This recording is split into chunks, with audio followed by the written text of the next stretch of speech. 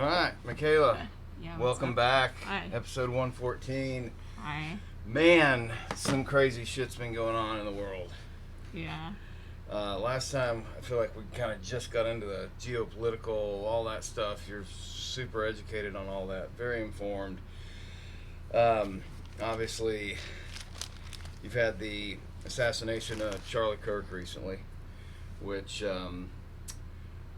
has been, first of all, it's one of the, do you remember living through another actual assassination attempt in our lifetimes? Or like actual assassination that occurred Well, live there was on the Reagan assassination attempt. right, You but know, like that was the actually a 80s. successful one that was televised. I just don't. Televised like that? No. Yeah, this is so No. super wild. Yeah, it is. I mean, it's the MLK, Malcolm X, JFK, RFK of our time. Yeah, absolutely. Sure. And the conspiracies are a swirl.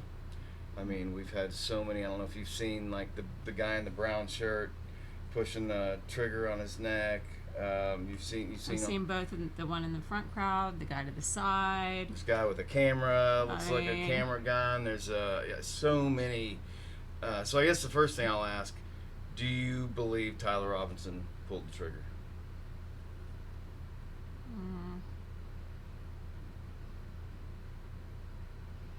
You ever shot a 30-aught?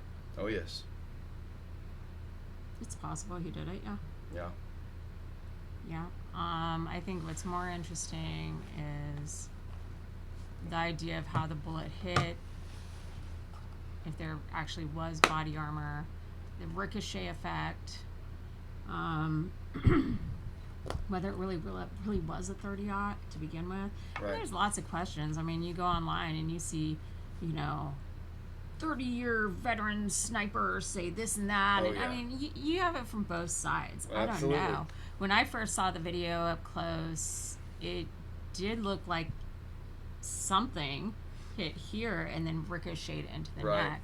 Now, if you had shot him with a 30-aught at that distance, and it was a clean shot, half his neck would be gone. Exactly. But if it was ricochet off of something, where's the rest of the bullet though? But why did they clear the crime scenes immediately? There's so many questions. I know. It's we're things like this. I don't think that we're ever going to get the full picture of the truth on any of it. It's like Butler, Pennsylvania. Yeah, we still. I don't know believe nothing. that kid did that. I don't believe Butler, Pennsylvania was done by that Thomas kid. Crooks. You Yeah, don't think he not took at the all. shot? Not at all. Really? No, I don't. So then that makes me wonder about Charlie Kirk. We know we were lied to for years about JFK. Right. We know we've been lied to about most every single one of them. So what Yeah. makes this any different? Just because Trump's in power, the guy we like? Right. It doesn't make any difference to me. No. As far as that. I feel like, who knows? Do you think Cash Patel has been compromised? And I'll tell you, just my history with Cash Patel as somebody who's seen him on a lot of podcasts over the years leading up to the election. This guy was on fire for the truth. We're gonna get in it. We're gonna get the Epstein files. We're gonna get to the bottom of this. Mm-hmm. Within a very short time of being named director of the FBI, he is deer in the headlights. Nothing to see here, folks. There's no lists. There's no nothing. It was a suicide. Think about it. Epstein was a honeypot operation, right? You're getting scandalous material on powerful individuals. But that's not the only way to compromise somebody. Let's just say you're at work and an anonymous number shows up or contacts you, and there's a live video of your child on the playground. You know what I mean? Mm-hmm. What do you do then? Yeah. These people can get to you. They can get to your kids. Yeah, at any point, we have a satellite that is watching every single little thing we do. We know what happened. We know what happened to all this stuff. Snowden made it very clear, and WikiLeaks made it very clear and obvious that there is not an action done by anything on this earth, down to a freaking squirrel probably, that we cannot figure out. For people who don't know who Edward Snowden is, will you fill fill us in on Edward kind of the Snowden background there. was an NSA government contractor who helped put the Big Brother Eye, basically their version of Skynet, out on blast for everybody to know that they are recording all of our communications in every which way and storing it. And they were able to do that through powers that they gained through the Patriot Act after 9/11. And it was wild because, I mean, he hopped countries. He went to Russia. He's a Russian Well, citizen before now. that, didn't he end up, was it Hong Kong or China that he was in for a minute? And they were trying to get him there before I think he he got was to in Russia? Taiwan, but Was it I'm Taiwan? not sure positively, but I know that, I mean, now he is an official Russian citizen. Yeah. You know, and at that point, what you need to understand is, as a Russian citizen, he now is obligated to work under the Russian government to tell them everything that he knows about his time here. Right. What was interesting about Snowden was he was not a college graduate. He was not this huge MIT nerd or anything like that. He was just a savant. Yeah. Who felt I didn't like, realize he didn't go to college, but yeah, he's a savant. You know, like Charlie Kirk, he didn't finish he didn't college, go to college either. Nope. You know, so What, how much did you know about Charlie Kirk and Turning Point before the assassination a attempt? lot. Yeah. Did you follow him pretty regularly? I've been following him for about 5 or 6 years now.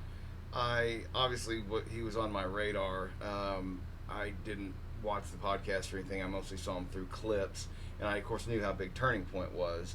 I guess I didn't realize to the extent of how big it was, and how massive the movement was. It sounds to me like he was doing an audit there toward the end. He was looking into doing a kind of a Doge type investigation of the money. He was bringing up questions about Israel. Yes. So you've got so what I see in my space, because I've got friends on the left, friends on the right, and now there seems to be this very hard line drawn on the right.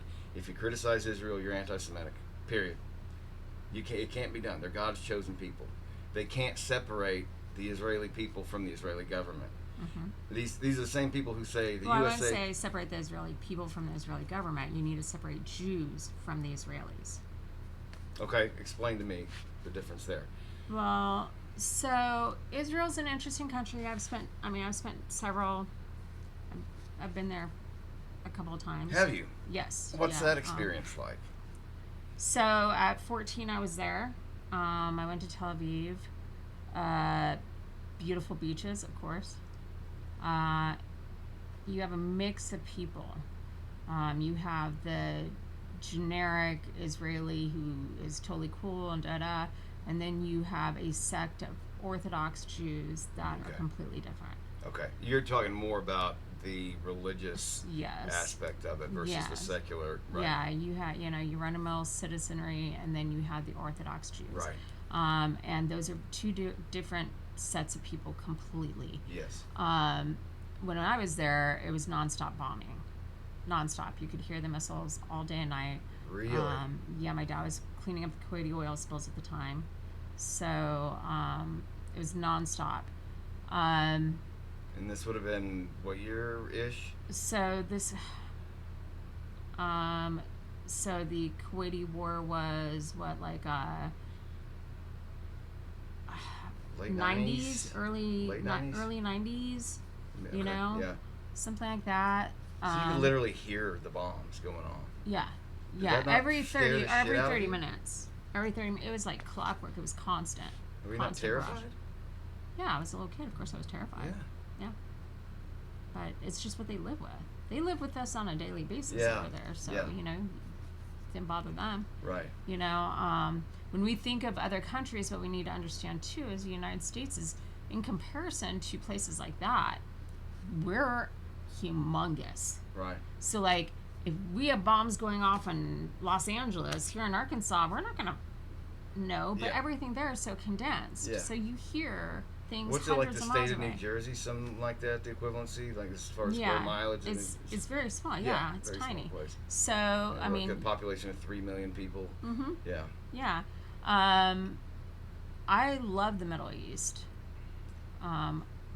I love everything about the Middle East except for most of the people. You know, Sure. you know, I don't really get along with the Muslim religion. Sure. You know, so that's a thing. But when you talk about Israel, you have, you know, first of all, it's an interesting thing. Israel's interesting. To become an Israeli citizen, you don't even have to prove genetically you're Jewish. Okay. You can just say you're Jewish. Hmm. Or say, my dad was Jewish and this is a church he attended to and did. But there is no genetic testing. Okay? So you have the run-of-the-mill Jewish people all over the world, right? And then you can break that down into Hebrew Jewish or Ashkenazi Jewish, depending on your cultural heritage, being more European or more Middle Eastern. Israelis all at 18 years old have to serve in the army. It is a requisite.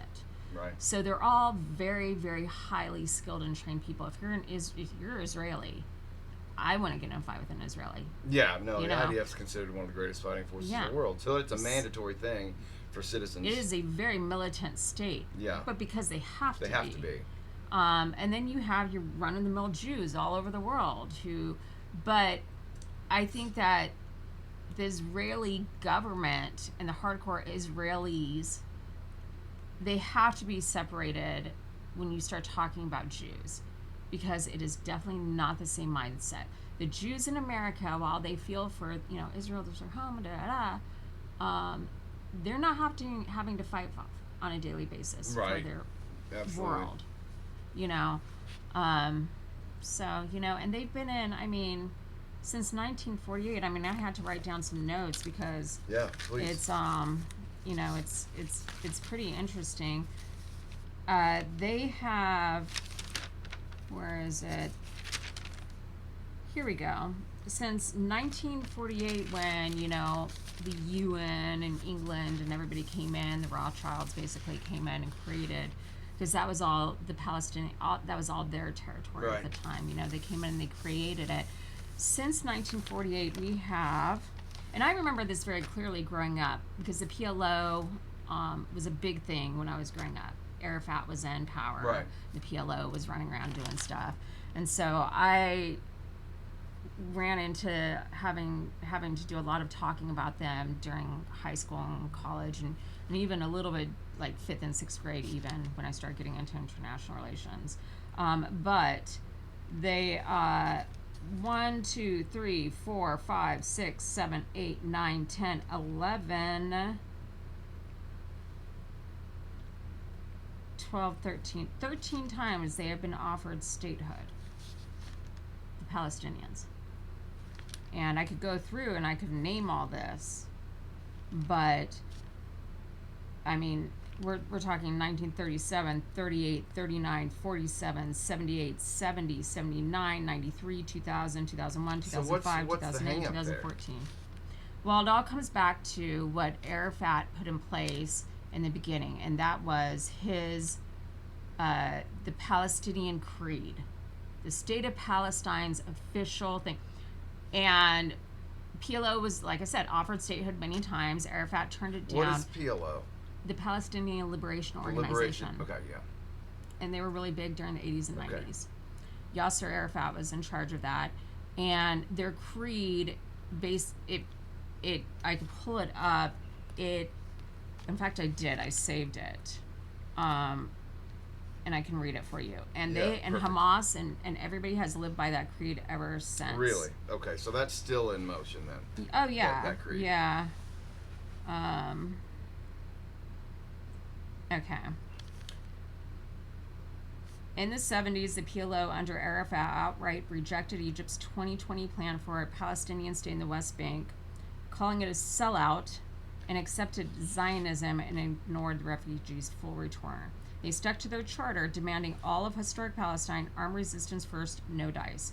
In the 80s, Camp David blew up the 79 Arafats because Sadat cut a solo deal with Begin to have no PLO seat in the UN. The PLO slammed as a betrayal and launched more attacks instead of negotiating. By 88, Arafat flipped, recognized Israel publicly, but only after rejecting back channel heads from the Shamir government. He said that statehood, even then, demands the full eradication of Jews out of Jerusalem and all settlements out. So, Article 9, armed struggle is the only way to liberate Palestine. Article 2, the boundaries are from the river to the sea, no state there. Article 18, there's more articles, but these are the important ones. Right. Article 18 rejects all Zionist or colonial settlements, full stop. 22, no compromise. And all refugees back to the lands of 1948, no negotiation. Wow. Okay. So when you set out these creeds and these charters, this is what Hamas is following. Right. They have rejected, I mean, they could have had their own state. Ever since, the first one was in 1937. Even before they created the official Israel state. I see. They were offering Palestinians. And is this what they talk about when they're talking about a two-state solution? Mm-hmm.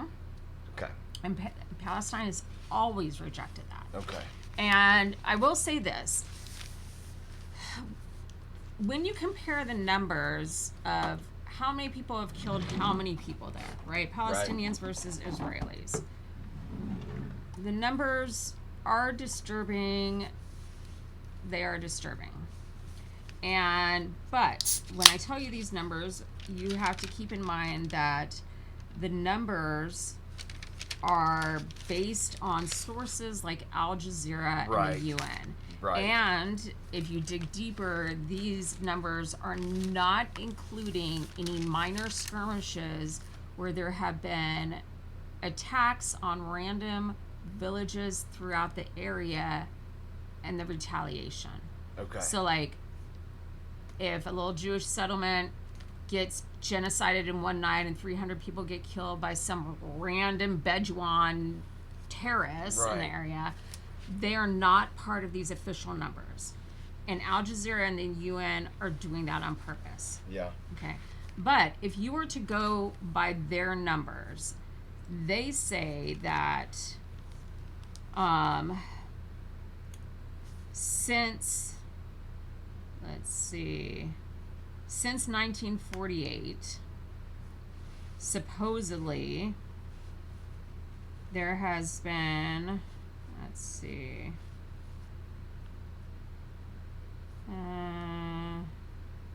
sorry, I have a whole bunch of broken down ratios and stuff. No, you're fine.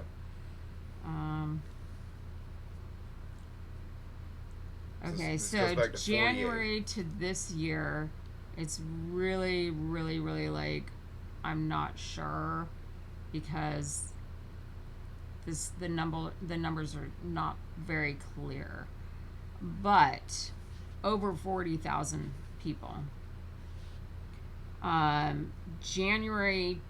Beginning January to now of this year, 22,000, including 5,000 kids. So around 67,000 total, with 20,000 kids over the past 1948, I guess. Yes. There's also a breakdown in numbers too, with the most numbers being males 18 to 59 years old. Since 1999, 1,500 kids under the age of 5 have died from starvation. This year, 150 kids dying from acute malnutrition / starvation. So, that's kind of scary. Now, are you talking, is that purely Palestinian? That's Palestinians right there. So I did go do some digging in how many Israelis have died during the time frame. Okay, so from October, so 2020, they don't have the numbers going down super back far. 2020 to 2025, from all the sources I could find, from random terrorist attacks, stuff like that, throughout different areas in Israel and surrounding areas, you have 3,515. So, Bit of a disparity. there's a bit of a disparity. But again, they are not. The what it sources feels like are flawed. the sources are flawed. Yeah. And they're not talking about terror attacks from anywhere Sure. outside that region. There have been terror attacks in Paris against Jews. We just had the terror attack in UK. Right. So, we had a couple of people here in DC shot out outside a synagogue. There's a whole bunch of anti-Semitic acts happening outside of the region that they are not counting. Yeah. So, I don't know. I don't know how to feel about any of that. I don't think the U.S. needs to be involved in any of it. So I agree, 100%. At a bottom level, I don't want us in Ukraine or Israel. Right. And anywhere really. I feel like that again. It's such a complicated issue. It's if you criticize anything that has to do with Israel, you're anti-Semitic, right?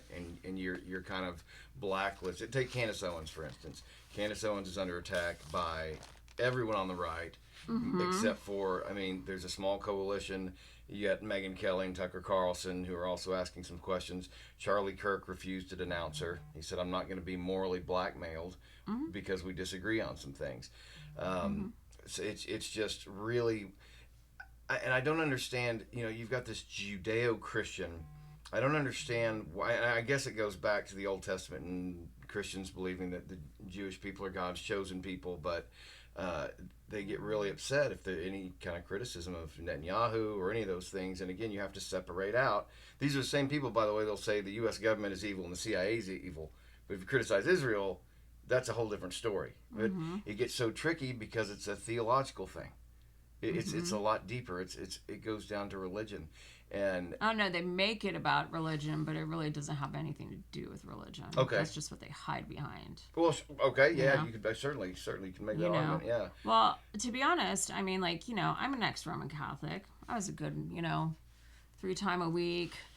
Mass all day and Christian night, Roman Catholic. I was pretty hardcore. When?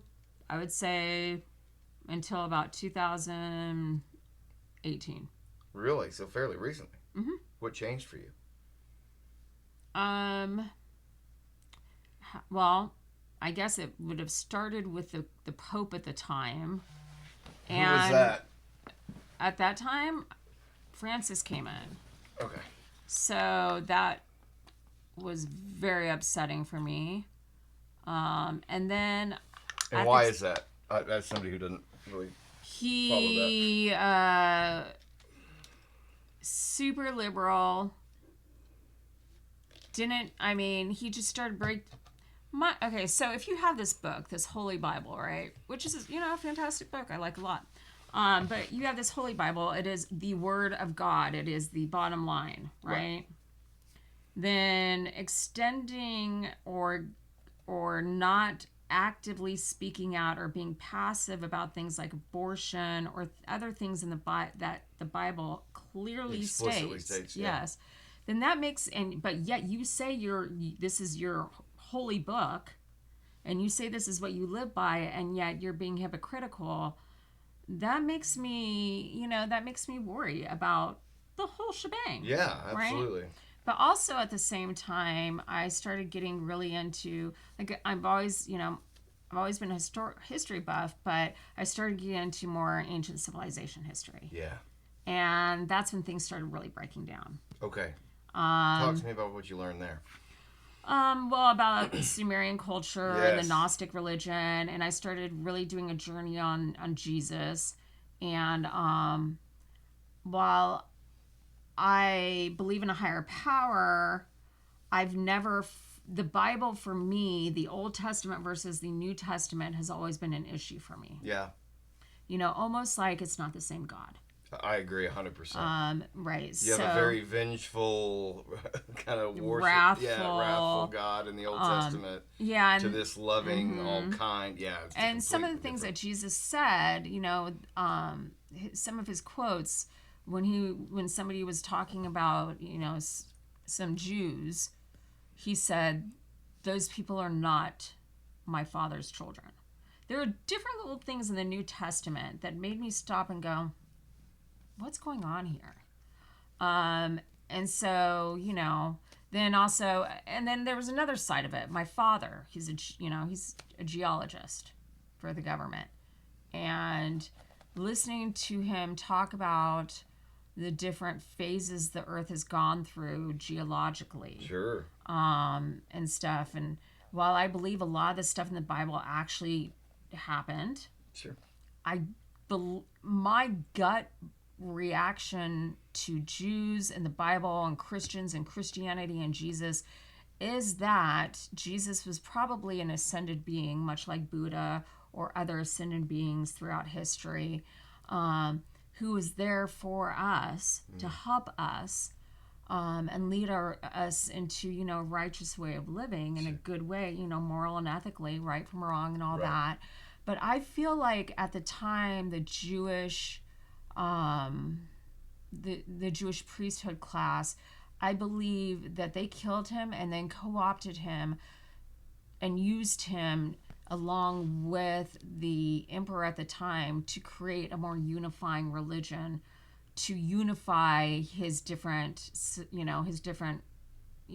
groups of people that he was overseeing at the time. And that it was really easy to use Jesus as a martyr and use him as a figure and as the bulkhead to this new religion that they were unveiling for the emperor at the time. Mm-hmm. And I'm not taking away from Jesus that I fully believe he ascended. I believe he was resurrected. I believe in all of that. You do believe in the resurrection? Absolutely. Really? Yeah, absolutely. Okay. I do. I believe in all kinds of esoteric stuff. Yeah. But I don't particularly believe in the way that the Catholic Church has rolled it out. Right. I do more closely vibe with the Catholic Orthodox Church than I do the Roman Catholic Church now. But organized religion in general, it's needed for some people. Absolutely. And I support it. And don't get me wrong, I do go to church every week because I enjoy the pastor that I go and listen to. Right. But I'm not a hardcore,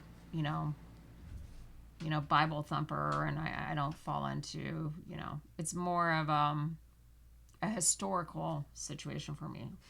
It's been really funny watching these ICE videos going against Antifa. Hilarious. Oh my gosh, it's gotten nuts. Yeah, it's pretty funny. I mean, it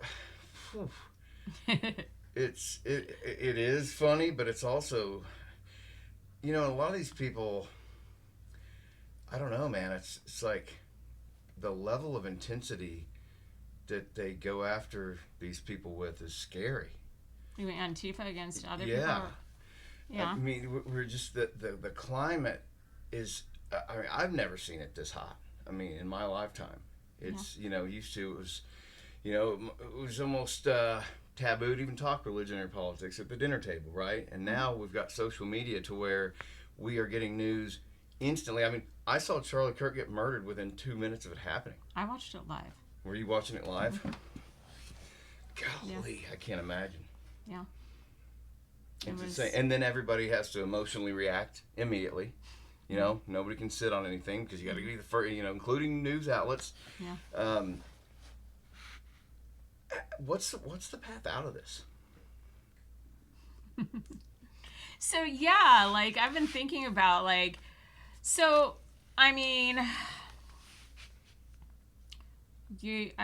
Trump's sending the troops in, doesn't care about what the governors think. And how do you feel about that? I feel like if they are attacking federal buildings, then it is within the federal government's right to protect their buildings. Sure. Yeah.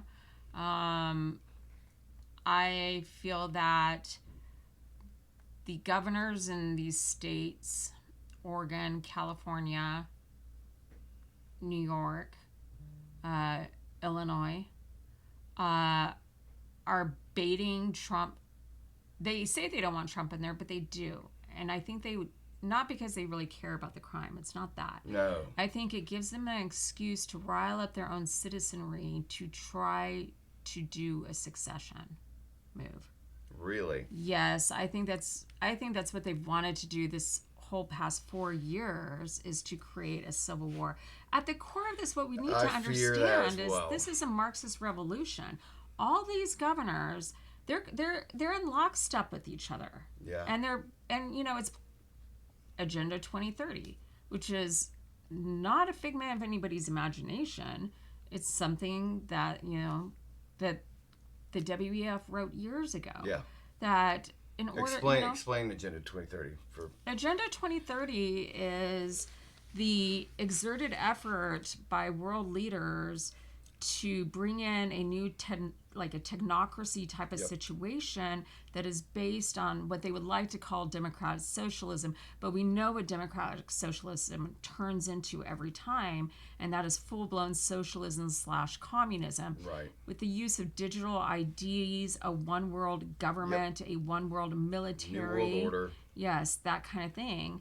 And just because Trump won does not mean that all these people who have been dedicated to that agenda are done. No, they're not at all. It doesn't matter that old Soros died off or may die off. His son is right there ready to go. And this money is so hard to track. I mean, they funnel it doing through it, though. so many. They're doing it. Absolutely. Data Republican on Twitter or X. Data Republican's one of the most prolific people of being able to create spider charts on this stuff. Really? Yeah, she's amazing. Awesome. There's lots of people that are tracking this down. How can you even track it? Like, you have to go. So everything is public based mostly on this. A lot of stuff you don't even have to FOIA. You can go to the government databases and you can download every single transaction, like donation that is given to these NGOs. Once you get the donation list, then you go after each single corporation. A lot of them are umbrella corporations, so then you're looking into that corporation and seeing who owns that, or who do they own that they're funneling money down to, or funneling money. It's like looking at an ancestry tree. It's just like that. It takes a lot of time. Sure. It is very, very, time consuming. But there are people that are on it. Yeah. They're on it and they're finding it out. And so, I mean, it's little things are happening slowly. Like Harmeet Dillon, she is part of the Justice Department right now. Right. And Harmeet Dillon just filed a lawsuit against the Portland police for their behavior over the last week with Antifa attacking ICE and federal employees and stuff like that, and journalists and stuff. There's a guy named Nick Sorter who's a journalist. Yeah, I saw that he got arrested. Yeah, and he got busted. Mm-hmm. And then there was. And what are they claiming that was for? Well, they haven't claimed anything. See, that's what Harmeet Dillon has just filed. Okay, that's saying, part hey, of the we want to see your footage. We want to know the reasons. We want to know why you haven't. Yeah. You didn't arrest the people attacking them. Like, right. Yeah. So, I mean, things are starting to happen. I believe that there is a possibility, and I don't want to get my hopes up because, government's government, maybe there's a possibility that they're going to go after these NGOs that are funding the inorganic immigration that's happening. Yeah. And who's, funding these protests and everything else. And, it's interesting to see that Maxwell Ghislaine decided to out the Clintons for CGI, with Epstein. That's a Clinton Global Initiative funding and all that stuff. Well, so let's talk about that for a minute. So obviously we've been talking about Kash Patel earlier and the Epstein files and all that. I think it was kind of a slap in the face to a lot of MAGA folks when Trump got asked in the Oval about Epstein, and he says, "What, are you still talking about this guy? Are you serious? This creep?" Yeah. And not that Trump ran. People are saying that Trump ran on releasing the Epstein files. He didn't. It was Kash and guys like Bongino that were really pushing it. In fact, when he was directly asked about we released the Epstein files, he said, that's a tricky one because you don't want to implicate people and ruin people's lives who weren't doing criminal things. Right. So Trump was never really pushing the narrative, but still it felt a little out of touch for him to act like it was a stupid question because people want answers. Right. I mean, people want justice. There is a different tier of justice for people like you and me than there are for the Diddy's of the world and the Epsteins of the world. This is what I would say about Epstein is In a perfect world, every single disgusting person that had part in that would be in jail right now. Yes. In the realistic world,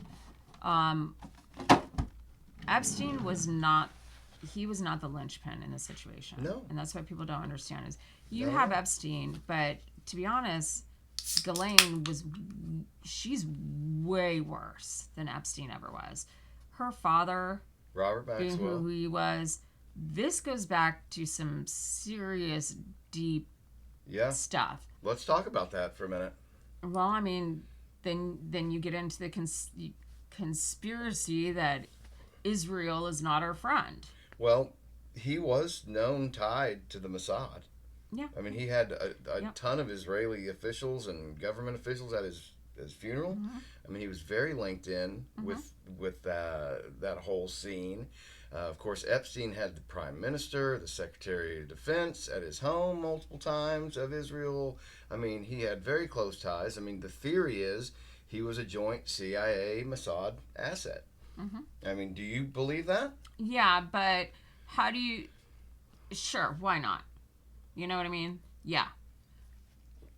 What good does it do at this point in this nation to sit there and out all these Israeli contacts and Mossad and Israel and da. You already have Maxwell. Epstein's dead, whether or not he was murdered or not. Yeah. He's dead.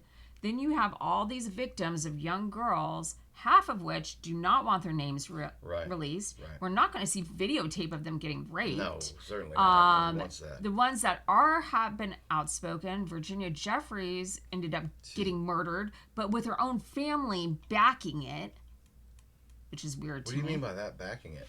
They said that she committed suicide a week earlier. So about a month and a half before she died, 2 months maybe, she got hit by a bus. Right, I remember that. Yeah. She gets online, she says, this is what happened to me. I'm not suicidal. I'm not getting murdered. And then a month later, they say she suicides herself. Right. And then her own family backs that BS story. Okay. Okay, so... Okay, I see what you're saying. They're backing the story. You don't believe it was a suicide either. No. Yeah. No, not at all. So there's some deep, dark people. I believe that Kash Patel and all them, they're obviously protecting something. Would that something, what does that mean? If we were to throw Israel under the bus on this, say Kash and all of them are like, yep, he was Mossad. Mossad's behind all of this. Israel's the big bad. What happens then? What happens then? Yeah, I don't know. You fracture the Republican Party. Oh, it's already fractured enough, yeah. You get, I don't know how many Jews in this country murdered out of hate from the more liberal side of our country. Right. Just go full force. Yeah. I just don't see, were those people that were involved in all those operations, are they even still here around or even in the Israeli government? Right. I don't know. Yeah. What good does it do? I think that Trump has gone about things the correct way because I feel like Trump is actually distancing himself from Israeli control over our country more. He has made Netanyahu take some lumps in the past couple weeks that we've never seen any president make Israel do. Yeah, I agree. Yeah. I think that he knows very well that Israel has had way too much control. But to speak on it at a public level and stuff, I don't think it's appropriate. I don't think it's healthy for us right now. So you're arguing that basically outing the Epstein individuals would do more harm than good at this point. I mean, who are these individuals? Right. Yeah, sure. How are you going to prove that Bill Clinton raped a little girl? Do you have a video of that? Well, they probably do. If it happened. We think? We don't know anything for sure. People that's 100%. You know what I mean? That's People are making ultimately, assumptions. and that's a really good point, especially when you get into arguments with people.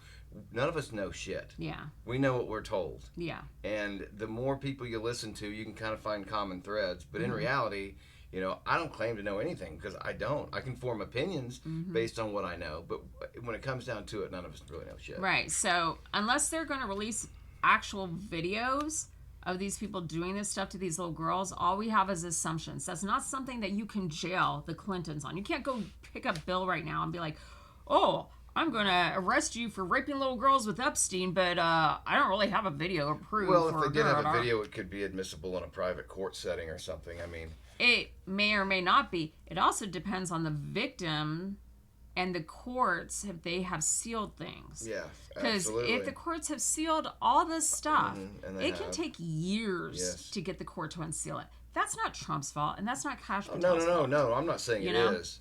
But and also, there might be bigger fish to fry. After listening, reading the transcripts for Maxine, what she said, wouldn't it be more fun to take down Hillary for the next 30 years in a federal prison for what they did with CGI? That might be more of something to sink your teeth into. I don't know. Maybe that's what they're doing. We don't know what they're doing. People need to understand, law cases can take years to build. Absolutely. So I'm more of the sit back and let's just watch and see what happens. And I mean, on a side note, I think Bill's going to die pretty quickly anyway, so it's just Hillary to worry about. Yeah. Well, no, I definitely see your viewpoint there. That's a different perspective I hadn't really considered. I mean, you run the risk of ripping a nation apart. Yeah, not to mention, think about where you file these cases at. Yeah. If you're filing, I don't know where Hillary's living right now, but if you're filing in a Democrat area, then you're dealing with Democrat judges, and you're not going to get very far at all. Right. So there's a lot of things to consider. I know the public would, I would love to see them all go down, but, it's just not realistic in this amount of time. If you play it out. Yeah. Yeah, no, that's a very good point. Now, going back, kind of tying back into Charlie Kirk and everything, I think a lot of this public awareness started on October 7th. What year was that? Was that 2023? 2021. The October 7th attack? The massacre? Yeah. Was it? No, that wasn't that long ago. Has it been that long? I think so. Why make me second guess? I thought it was more recent. I thought it had only been 20. a couple of years, but God, time flies also. So, I know. Yeah, look that up for us, Jamie. That's why we need a producer, folks. We're having to have our guest produce over here. This is embarrassing. I know, the years are going by so fast. Yeah, it is ridiculous because I can't believe it's been 5 years since COVID. It is so weird because they don't want to tell you a date. When you look it up, they don't even want. It was 2023. God, I'm so behind the times. 2 years ago. Yes. Okay, so October 7th happens, and Charlie Kirk himself asked this question on the Patrick Bet. Did you ever watch Patrick Bet David? No. He was on the Patrick Bet David show a few years, and he said, this is one of the most, somebody who has been to Israel himself.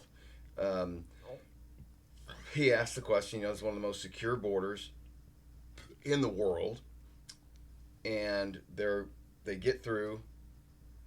There's a very long response time between when the IDF starts responding to the attacks. Was there a stand-down order? What is your opinion on the October 7th attacks? Do you believe it was, there's obviously the belief that 9/11, we knew about it, we allowed it to happen. Whether that's true or not, I don't know. There's some compelling evidence. What do you believe? Do you believe that October 7th, that Israel had prior knowledge and allowed it to happen in order to then justify going in there and doing what they're doing now?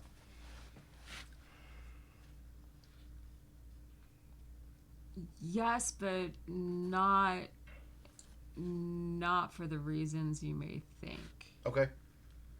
So, so this is just a theory, and it's I get a lot of crazy replies to this theory, but okay. World War II happens, right? We have the Holocaust, yes. Everything, blah, blah. We go in there. People often credit us for winning the war. We did in a way, but Russia is definitely very deserving of equal amount of, you know, Certainly. they help. Yeah. Yeah. So they go in, we take care of business, whatever. Project Paperclip happens. They distribute basically Nazis all over the United States. Yeah. Yeah. Well, shit, we recruited tons of scientists, and Yeah. So this also goes to the difference between a Hebrew Jew and an Israeli, or even Ashkenazi versus Hebrew Jew. What is you mentioned Ashkenazi before? What is it, Ashkenazi? So Ashkenazi Jews are usually attributed to the area going through. So if you look at Europe, you got Russia up here, and then China. And there's an area through Kazakhstan and Turkestan and stuff through the middle area that there was a lot of Russia fought them. I think it was 680 or something. Don't quote me exactly on my numbers, but there was a huge war in that area where they made that area of people right there in the middle corridor going down choose between three different religions. They had to choose one of the three major religions because they were practicing what the people, what Russians basically were the ones who won that big war. They were practicing a form of religion at the time that included Moloch worship, blood sacrifice, stuff like that. Okay. And so when they got conquered, they were given a choice to choose one of the three religions. Okay. They choose Judaism. And that group of people is what is referred to as the Ashkenazi Jew. Okay. They then later on became gypsies through Romania. There's a lot of Jewish gypsies, that kind of thing. And they are distinctly whiter, and they do not look like a Hebrew Israelite. Right. So But this is where it gets so convoluted. I know. As to what. And it is. Jews, Israelites, all of that. It is very. It's very confusing, and they do that on purpose. They do that very much on purpose, because if you can lump all the Jews together and act like they have a common purpose, right, then any genocide or anything that happens to anybody within that group, the whole group can take victimhood. Right. Right? So, which is a very powerful tactic. Right. I am not sure. Now, this is all theory. These are just my musings, okay? Yes, absolutely. Completely. But if you look at the Bolshevik Revolution, right, okay, and all these revolutions and what brought Hitler into power, the transgenderism in Berlin and Frankfurt a lot at of the people time. don't know about the transgenderism and the book burnings. They talk about, the Nazis burned books. If you actually look into what books were being burned, burning, a lot of it was, they were all trans. It was that kind of thing. Transgenderism study. Yeah, Freudism. Karl Marx was a prolific, horrible, cheating, lying, drunk, horrible person, pedophile. All these, these Jews, right? They all call them Jews. I don't when I read stuff like the New Testament and Jesus talking about those are not my Father's children. Right. It starts making me really feel like this whole umbrella of being Jewish is an umbrella, but there are separate groups of them within. Absolutely. And I feel like that the Nazis, the actual Nazis, the real Nazis, the Soros type Nazis, because Soros he was a Jewish kid who at 14 or so was, threw his own people under the bus to the Nazis. Yes. Worked actively with the Nazis. Yeah, I've heard him interview. Yes, about that. he's disgusting. And didn't feel any bad for it. Didn't feel bad about it at all. I feel like they say they're Jewish, but they're hiding behind real Jews. And that they throw their own people under the bus on purpose Right. to bring about conflict, world change, get things done. If you go back, all this transgenderism stuff that's happening in the United States, this is all going back to the Soros and Clinton foundations and people like that. Yeah. And But a the lot, consequences of it are tragic. yeah, and a lot of Especially- the people that are funding the Palestinian stuff, the riots here and stuff. If you go back and trace back who's doing the funding, a lot of these CEOs of these companies are Jewish. How make that make sense? Yeah. It makes me very, very skeptical as to, oh, you're anti-Semitic or you're this or that. I feel like they use that as, again, an umbrella term. Yeah. It's an umbrella term. Yeah. And that they use their own people Sure. as meat puppets, Yeah. basically. Yeah. I've seen many videos. In fact, when I was, the last time I went to Israel, I was sitting in a cafe, and so, my favorite tattoo artist is in Tel Aviv in the world. So, Who is that? her name is Edit. She's amazing. But I was over there, and I was listening to a conversation at the next table where they were openly mocking 9/11 and laughing about it. Wow. Yeah. Which time when you were over there? When you were young or? No, when I more was older. recently? Okay. I was older, but You've still been there- 20 years ago. But You've been there twice. twice. Okay. And so, to me, and I'm part Israeli, but I'm part a lot of things. Sure. But I'm darker skinned, and so nobody thought I was American there. So they openly talked around me all the time. Really. Yeah, even Orthodox Jews walking through, parts of near Jerusalem where there's a lot of Orthodox Jews outside the line. Well, they have to be careful, where they walk or whatever. But Yeah. I mean, they openly talked in English about, other tourists that were around me.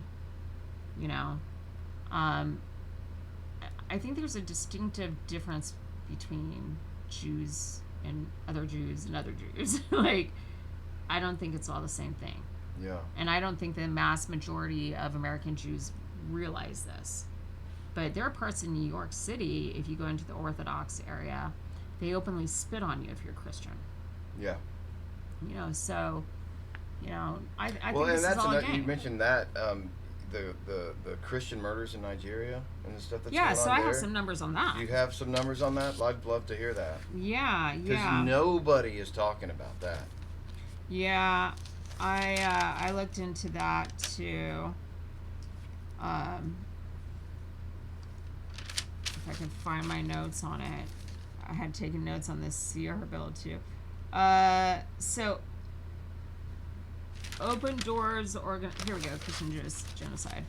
So right now, currently today, we are having an open genocide in Nigeria, Syria, Sudan, Congo, China, Pakistan, and Eritrea. China? Oh, yes. Yes.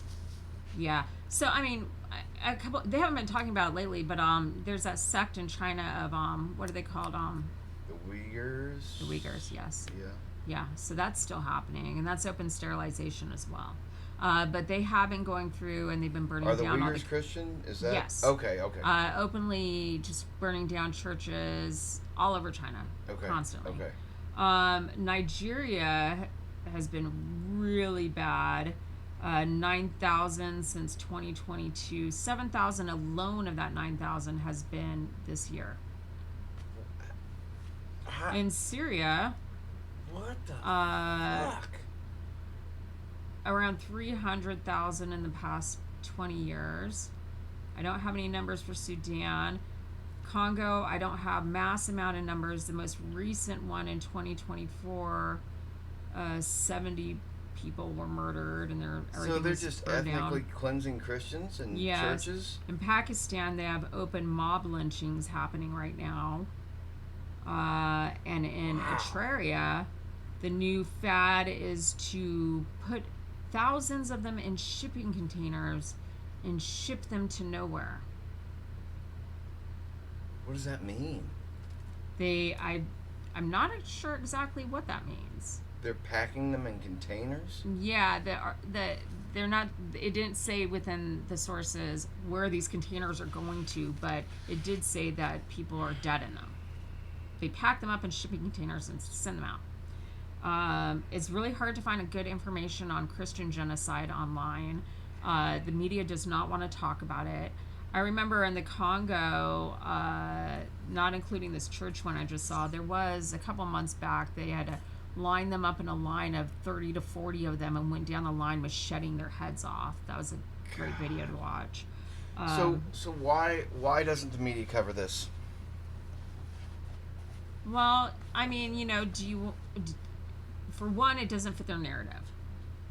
For two, you could get esoteric and claim that this is good versus evil and Satan is out running around and take down Christians. You could go that way.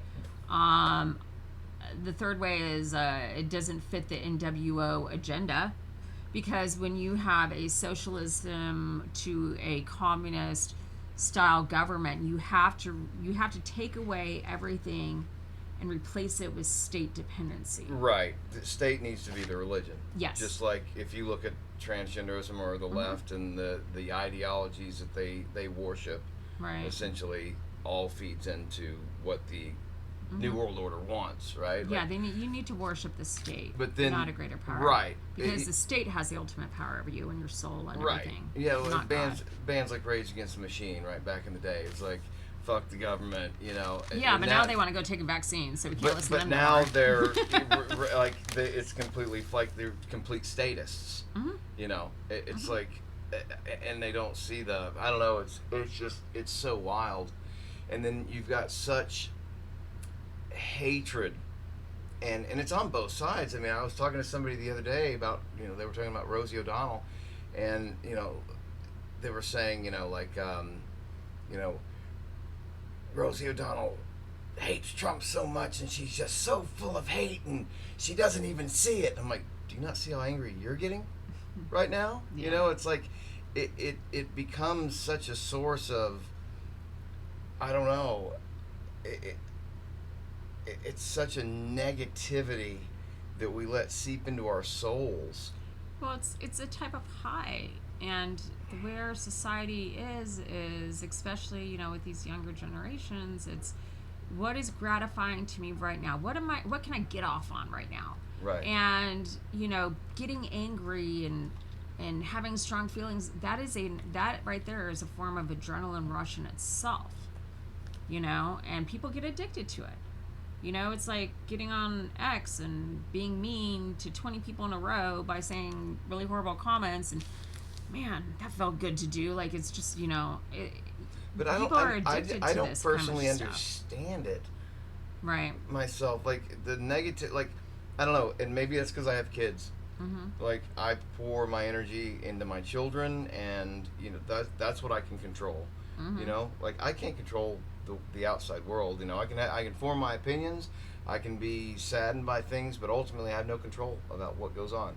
I can cast my vote, whether or not that actually counts or not, but as far as my day-to-day life, I focus on my family, right, and what I can do in my sphere of influence. I want to give my kids a better life than I had.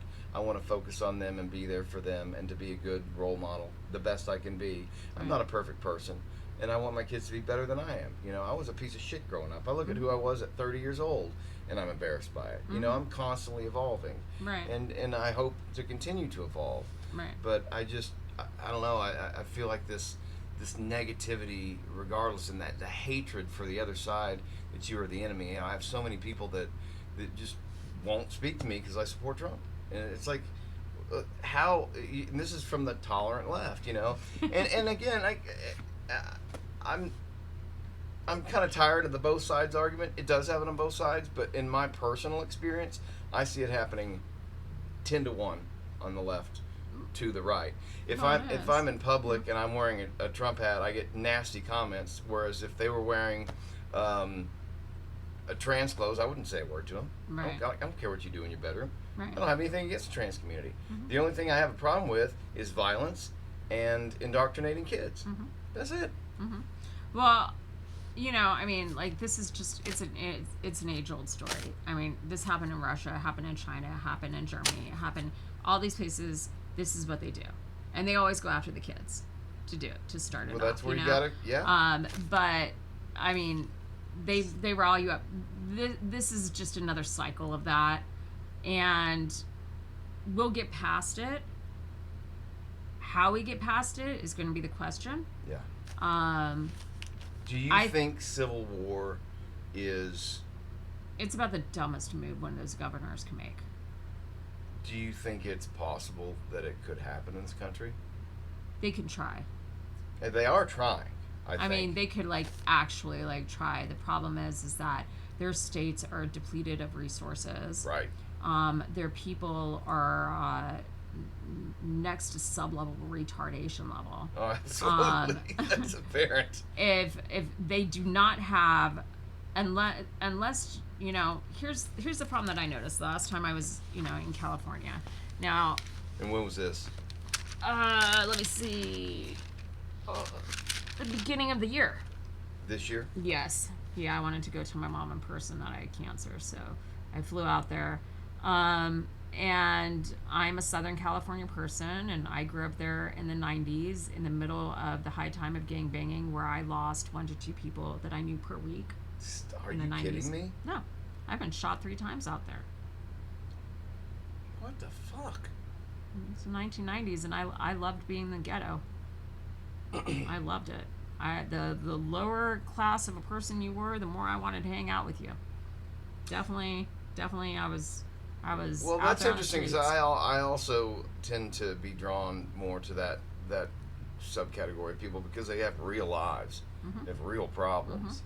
They're much more real people than, you know, say your typical executive level person who has nothing to do with reality, and the people underneath them are nothing but numbers. You know, it's like working at the top of a skyscraper. People look like ants to you. Yeah, no, I'm not. I grew up in a very affluent family. My family is very well off. Yeah, but I hated being around it. Yeah. So the minute I could, I went, and I was a ghetto bum. I get the it. moment I could I be. get the appeal. Yeah. You know, I enjoyed it. I was a hooligan. I, you know, did everything bad I could find to do. Yeah. You know, and going back to California this last February, of course, I went and I visited some old friends, and you know, went up to Compton. I grew up in San Diego, so I grew up with a lot of minorities my whole life. So I have a lot of different people, walks of life that I hang out with and still know. And if like Gavin Newsom thinks that, like, he's going to have a group, a citizenry that can pull off a succession against a red state, in any red state, mind you, with those citizens in the situation that he's in, he's lost it. He's lost his mind. Yeah. It's never going to happen. Even the people in the ghettos right now are sick and tired of this. And then he's disenfranchising the wealthy people who are either moving out of the state or absolutely. not letting them rebuild their houses, you know? Oh my gosh, yeah. You know, absolutely. and it's ridiculous. My parents' house burned down in 2004 in those wildfires. It took them years and years to rebuild. Yeah. Right now, my parents own, I think their house is a $2.5 million house in a really nice part of San Diego. They have a tiny roof leak. They've been waiting on a permit for 2 years to fix. You got to get a permit to fix a fucking roof leak? Yep. Why? Because it's California. State You know how control? they have a 1/4 acre corner lot in a subdivision, and their property taxes are $25,000 a year. So you tell me. You think the citizenry is going to ramp up to help Newsom with his succession? My Doubtful. goodness. And if you think that any of the military, think about this. All the military, think about 32nd Street base, Pendleton, Miramar. You think any of those bases are going to put up with that crap? Yeah. Not a chance. Speaking of Newsom, this kind of brings me to the meme wars that are going on right now. When I grew up, the Republican Party was a bunch of stodgy old squares, and they were very boring, and the Democrats were cool This is just my observation as a kid. And to me now, it's Yeah. like the right is the left can't meme. We know No, this. they can't. And the right is just, and there's two ways of handling that, right? Like J.D. Vance gets roasted on South Park, and he reposts it and said, "I've Yes. made it." He Yes. owned the meme. Heck yeah. Trump is a master at owning the meme. He takes it, and it makes him bigger. Hakeem Jeffries gets memed, and it's bigotry. It's like, dude, it was fucking hilarious. You're It wearing a was sombrero, and then he comes out and bitches about it, and Trump memes him again with Trump playing the mariachi behind Yeah. him, right? Yeah. Like, what do you think about like the meme culture that's going on right now? How powerful is that? I hate to admit that there's power in it, but there obviously is. There is. It's embarrassing, like on a base level. Like I laugh and I think it's hilarious, but this is our American political system now. We've come down to memes. For one, I didn't understand the J.D. Vance meme, because what did you do? You put like glasses and some patriotic hat and painted him in green. It What wasn't was funny. that? I don't Yeah, even what- understand I it. didn't What was even- that? yeah, I didn't get Hakeem Jeffrey. We understand the sombrero thing. You're all about the immigrants. Yeah, Right. we get it. Yeah. But what was that, Newsom? I don't even understand that. You paint him like a minion, and suddenly you think you've owned him. Like what? Yeah. All I was doing was listening to his words and going, "No, he's right. He's right." Like, you know, Right. it's like, Yeah. you know, they're terrible at that. But like, you know, whatever. Like, communists don't have any sense of humor. Well, they take themselves too seriously. Yeah. It's almost like, Satanism, it isn't the worship of Satan, it's the worship of the self, right? And I think these Well, people... Luciferianism is, yes. Well, oh, yeah. Yeah. But I think it's because they take themselves so seriously. It's like they're their own god, right? Yeah. They don't have an actual god or anything higher to No. themselves. So if you insult them, How dare you? it's how You've dare attacked you. my identity. Whereas if, Yeah. I grew up, roasting each other. Yeah. Dudes roast each other all the time. Me and my boys roast each other, Yeah. right? And we laugh at it. We But take jokes. the Democrat Party of today is not the same Democrat Party of the 90s. Oh no, not at You know, all. that Democrat Party back then, I mean, But they why- could joke around. They could be cool. They were cool. You know? They were cool, and Yeah. I thought they were cool. But why? I don't see. I didn't. I guess I'm trying to put. The left can't call itself out. Like No. take transgenderism. Dave Chappelle did a whole special on this, right? With the T's taking over. But the right goes after him, and you're transphobic or whatever it is, which I don't believe is true. But why can't the L's and the G's stand up and say some of this They stuff is do. bad? They do. All Do the they? time. Yes. You just don't see it. I see it all Then. the time. Do you? Okay, well Yes. that's great. But you take like MAGA, for instance. I see tons of people criticizing Trump who are Trump supporters. It's like if you're a football fan, if you're, whatever your team is, you're going to criticize that team. But the left won't criticize their own party. They Well, they just go can't. lockstep with it no matter what, even if they know it's wrong. And why is that? Because that's what's set out in the WEF NWO agenda. It's called Operation Lockstep. It's an actual... It's an actual thing. agenda. Yeah, you can look it up. Everything has to be lockstep. But Operation Lockstep doesn't make it down to the floor people. They don't know Oh, it about does that. these days. If you go into, I have a friend who is a congressional aide, and every single morning they get their talking points across the board. And Wow. everybody is And this is what you have to worship. This is what Yes. you have to, no matter what. Absolutely. These are your Yes. principles today. Yes. God, that's gross. Yeah, you cannot be out of step. If you fall out of step, you will be gone. But they're losing. They're losing badly. It doesn't matter. This is their last hurrah.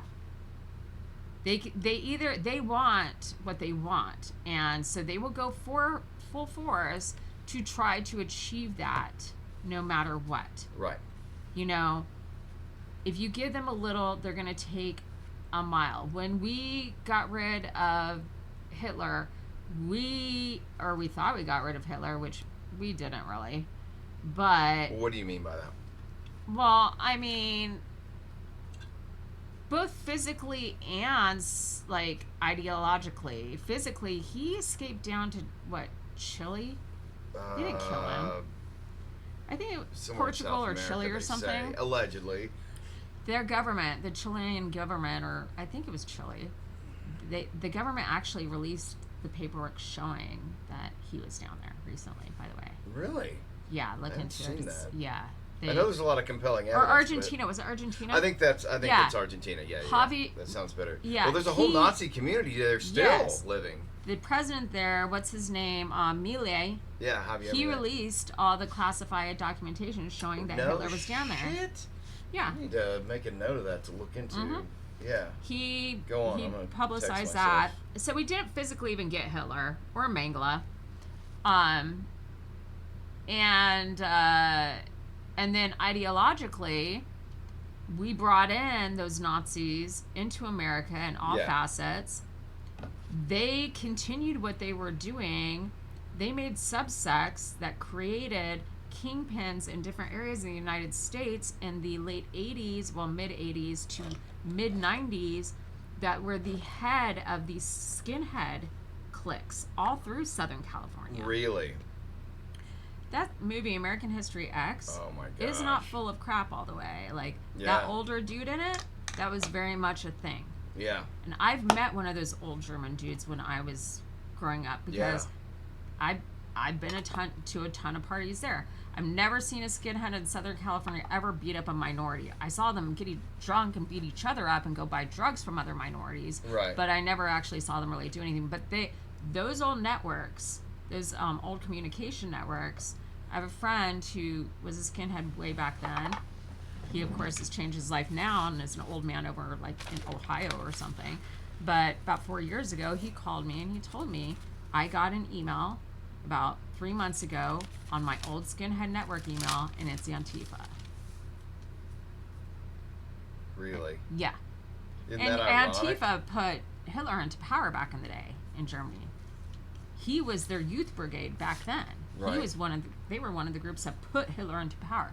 So everything that we've been seeing has been gaslighting for the past 6 years or so. Yeah. I mean, Antifa calling everybody Nazis, it's what they are. Anything they call you is what they are. Well, it's projection at its finest level, exactly. but the lack of self-awareness is what's so wild. Because these kids are on drugs. A lot of them are homeless. They do not do the research. They just want to be part of something. It's basically like recruiting for skinheads back in the day in SoCal. It was, they went after the young, disenfranchised boys. Absolutely. In the lower income neighborhoods. Something to fill the void in their life. Yeah, and what better thing than to hate on the government? Right. And it's all cycle. Getting back to kind of the meme culture, and you're talking about, like, this is where we are right now. I know there's Trump supporters who think, oh, this isn't presidential. I think it's hilarious. I think this is. I don't care what he does, because this is the timeline that I want to be in. They call him every name in the book. They have done everything to him, and he's having fun with it. The Trump 2028 hats trigger people so bad. I know, it's pretty funny. I mean, he has no intention of running in 2028. I don't know. I mean, that. There might be a case to be had where he takes it all the way to Supreme Court and invalidates that whole election and then runs again because the Supreme Court throws out the election results years later. But he still would have served 2 terms. I mean, it'd be a very tough... And at his age, I don't think he really wants that. And I think he's messing around. I think we got a Vance Rubio thing coming up. Okay. You think it's Rubio or you think it's Erica Kirk? And then I want to talk about Erica Kirk. Wouldn't that be something? Erica Kirk. Holy moly. Wow. Haven't heard that one before. So her dad was involved with Raytheon. Oh, God. Some stuff coming out. Now, when I saw initially well, let's back up. So you have Charlie Kirk get assassinated, basically on live television. You said you saw it live. I saw it live. I got notified and then went back and watched it a couple minutes later. But still, in today's age, you couldn't do that with the Kennedy shit. Nowadays, you actually could see it. The funeral, or whatever you call it, to me felt like an evangelical awakening. like kind of a revival. A lot of people criticize it as a Trump rally. What was your opinion of the Charlie Kirk memorial? We'll call it. Were you disgusted by it, or did you think it was a beautiful thing that brought a lot of people together? And I honestly don't have any feeling about it. mm-hmm. I don't have any feeling about it at all. Yeah. Like, it was what it was. it was what it was, you know? I mean, you know, There's a lot of people criticizing Erica Kirk as crying crocodile tears, and she was a pageant, and it was all acting, and I don't know, but I do think that it has set her up to have a lot of political capital, and I'm just going to call it right now. I'm saying you said Vance Rubio. I'm saying Vance Kirk, 2028 run. I really think. Could be wrong. yeah, that would be interesting. And then you set her up, obviously, to run, and and actually, if you do the math, because I saw this meme, and it's like you are here, it's like Trump now, and then you go Vance, Kirk, Barron Trump, because Barron Trump would be. Barron Trump is who you need to watch out for in life, and who everybody needs to watch out for. Barron Trump would be eligible to run, and the next election he would run in would be 2044, which would put him inaugurated in 45. It's kind of wild. What do you think about Barron? They really keep him out of the media. I think Barron's who everybody needs to be really worried about. Yeah? Yes. Why do you think that? First of all, his IQ is He's a really savvy high. son of a bitch, yeah. Yeah. He knows, he's very savvy as to what to talk about, who to talk to, where to be, how he acts. And he has sat there and he has watched everything happen to his father. He has watched how these people have treated his mother, who is, to me, next to Jackie O, the most graceful and beautiful. What a gracious woman she is. Yes, we've ever and had. And beautiful. Yes. What a lovely lady. Who by her own right, and this is a fun little rumor I heard about her. There's a rumor going around that she is actually the last living Bolshevik. Really? Or Romanov. I mean, no shit. Yes, that the one Romanov that was not in the mass grave, I think it was Anastasia. Okay. Who was never found. Right. Yeah. That is actually Melania's great-great-grandmother or really? something. Yeah, it's a fun rumor. That yeah, is fun rumor. But in any case, she holds herself like royalty. She does. She's classy as hell. Yeah, and to sit back as a child, to be the age he was, so aware. Yeah. And to understand what was going on and everything, I think he is positioning himself to be not only an American president, but possibly something more. Now, you said you watched Charlie Kirk for a long time. Mm-hmm. You'd been following me. Yes. Do you think he would have run for president? No. Or had any interest in it? Because I've heard a lot of people say that, but No. I don't think he was really interested in that part of it. No. I think he was interested in capturing the youth and kind of trying to stop the idealization of the kids from colleges. Politics was the second place to his faith. Yes. Not the first place. Yeah.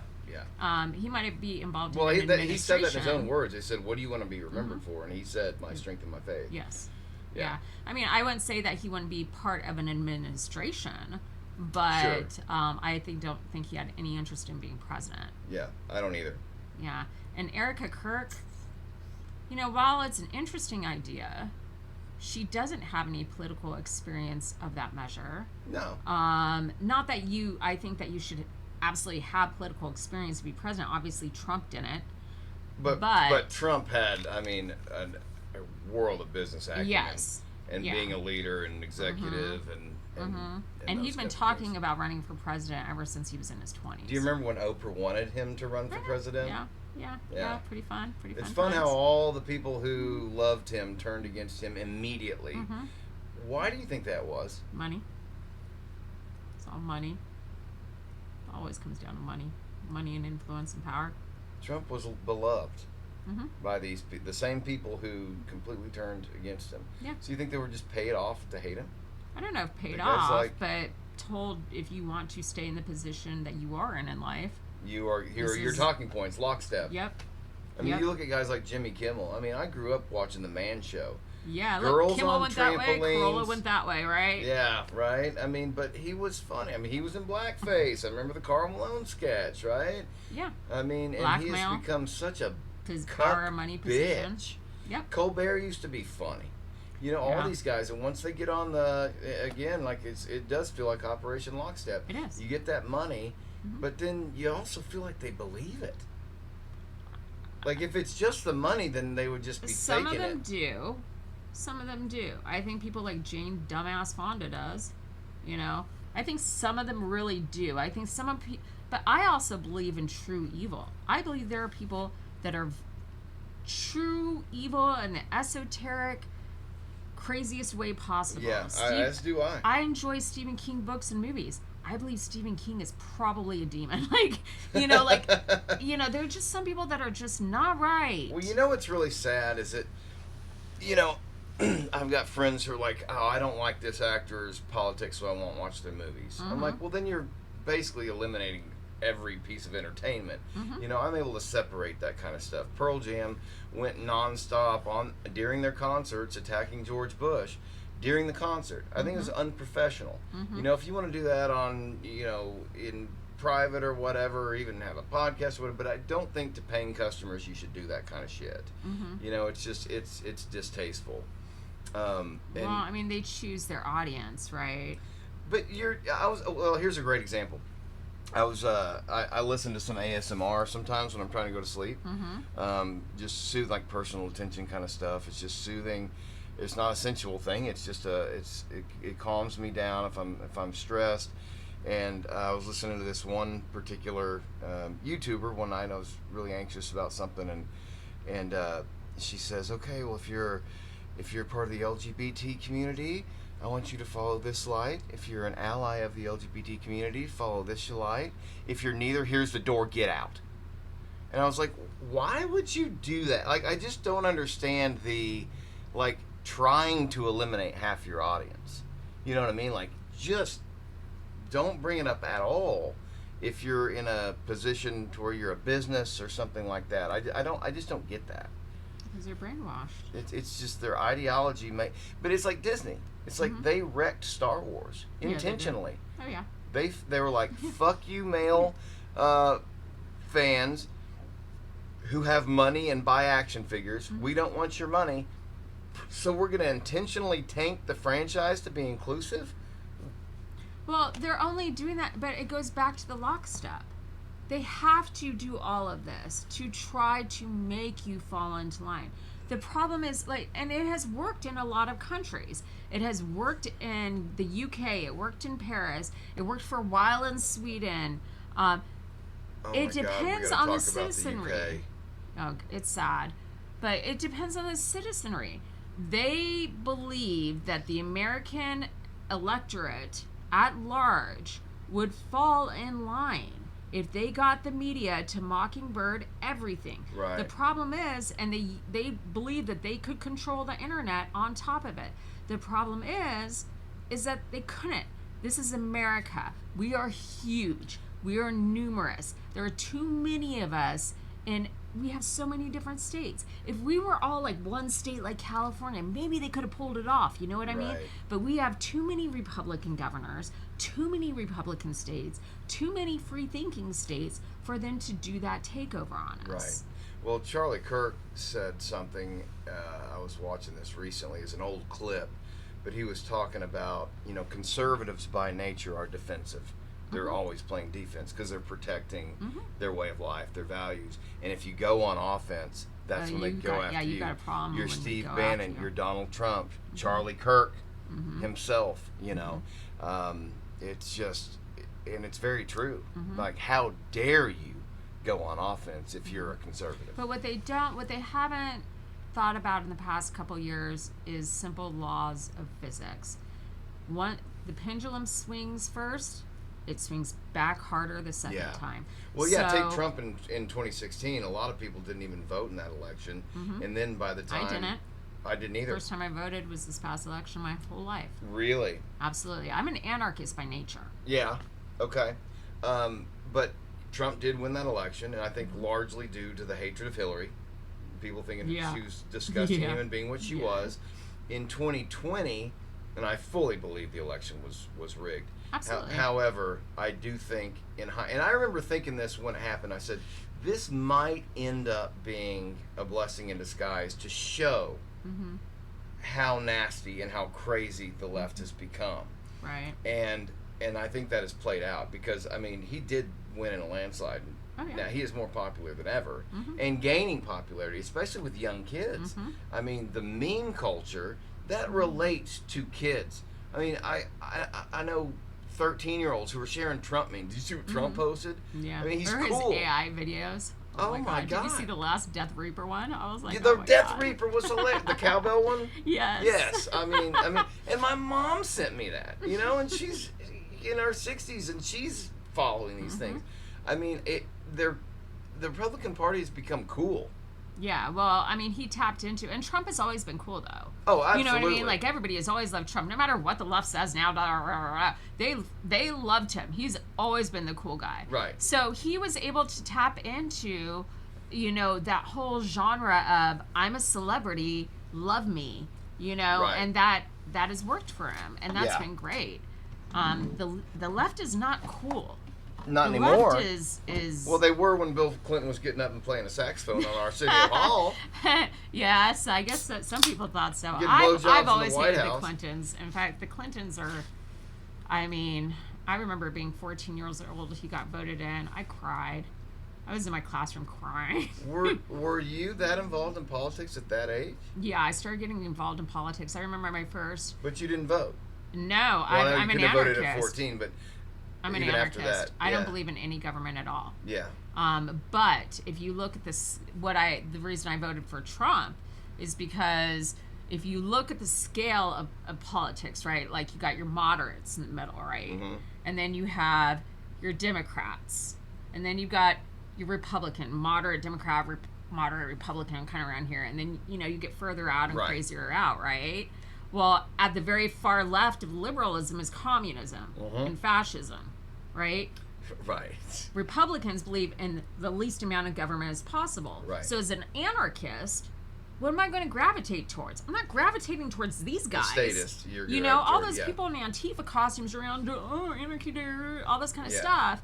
You're not anarchist. You're fascist. You are about as far opposite of an anarchist as there is. So as being an anarchist, my closest option Is the right. But Yes. To call yourself Antifa while literally using fascist techniques is the most gaslighting, projective bullshit I've ever seen in my life. And they fully believe it. And again, I keep going back to this, the lack of self-awareness. They are so brainwashed into this stuff that it is their God. Well, and you have to also understand too, a lot of these areas, like, in California and Oregon and all, if you go and you take a deep dive into their educational systems and the changes in the educational systems, Oh my God. the curriculum between the late 90s to like the mid 2000s, Yeah. like 2005 to 2010, Yeah. the curriculum changes are massive. Yeah. And so, if my sister, who's 12 years younger than me, we both went to UC systems. If you talk to her and you talk to me, she's super Completely liberal. Really? She told my parents because they're Republican Reaganites, they should die. And she works for Pfizer. Golly. And if you talk, she went to UC Davis. If you talk to her and what she learned in college versus me at Santa Barbara 12 years earlier, Right. even just the core curriculum classes Yeah. have changed so massively. She has a fraction. Now, she's a chemical biologist and she's very accomplished. Sure. But she has a fraction of the knowledge that I was taught in my educational Really? life. Yes. Things that I know about, and even I have 7 kids. Talk to my kids from 10 years old to 24 years old. I see what they're being taught. Everything has just been downgraded to the point of, if you went and asked Antifa, if you know the history of Antifa, they don't know the history of Antifa. You have a unique experience. So you got a 14-year gap between your youngest and your oldest. Mm-hmm. So you've been able to see. Oh yeah, I've seen all the educational from changes. Your oldest to your youngest and how Yep. that's changed. That's a unique perspective because not many people have that many kids to be able to see that. It's huge. I mean, from down to little things about how to answer a math problem. If you put a math problem in front of my kids who are learning STEM, it takes them 20 minutes to figure something out. It takes me a minute and a half. Yeah. You know? It's like, what are they doing to our children? Right. You know, they purposely made them stupid. And the reason that this started happening is because the head of the Department of Education, I think his name was like something like Corderon, something like that. He's not currently now, but he was during the Democratic years. He actually went to learn over in Russia, and he took the communist Russian educational system and brought it back to America and started instituting it here. Yeah. And so it's like, this has been, all this NWO, communist, world change, all this has been in the works ever since LBJ. Yeah. You know? Should we abolish the Department of Education? Absolutely. Why do we need it? We don't. Let it used to be belong to it used to be the states. Yeah. We need to give it back to the states. Yeah, absolutely. You know? But, you know, I mean... Well, it's kind of like the Roe versus Wade thing. Like, why would you not... Again, they're statists. Yeah.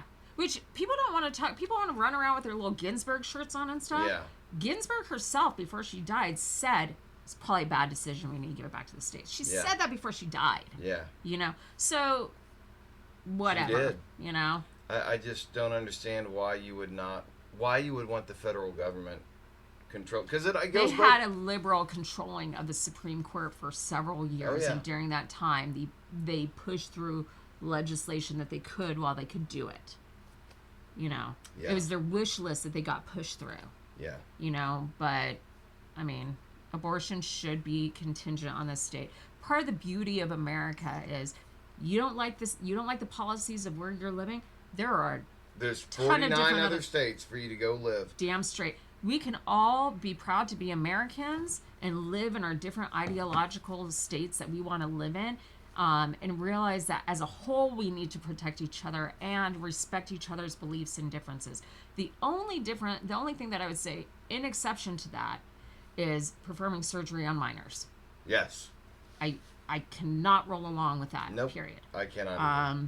But you know, other than that, I have lots of transgender clients. I have lots of transgender friends. Sure. I have lots of transgender people I grew up with.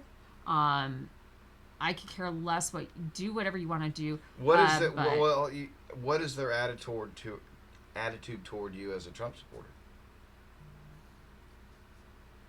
So, obviously, my transgender friends? clients and I don't talk about politics at work. Sure. So they probably but I'm talking about don't like know. friendships. Oh no, nobody, none of my people have ever had a problem with me. Really? I've never voiced anything to me.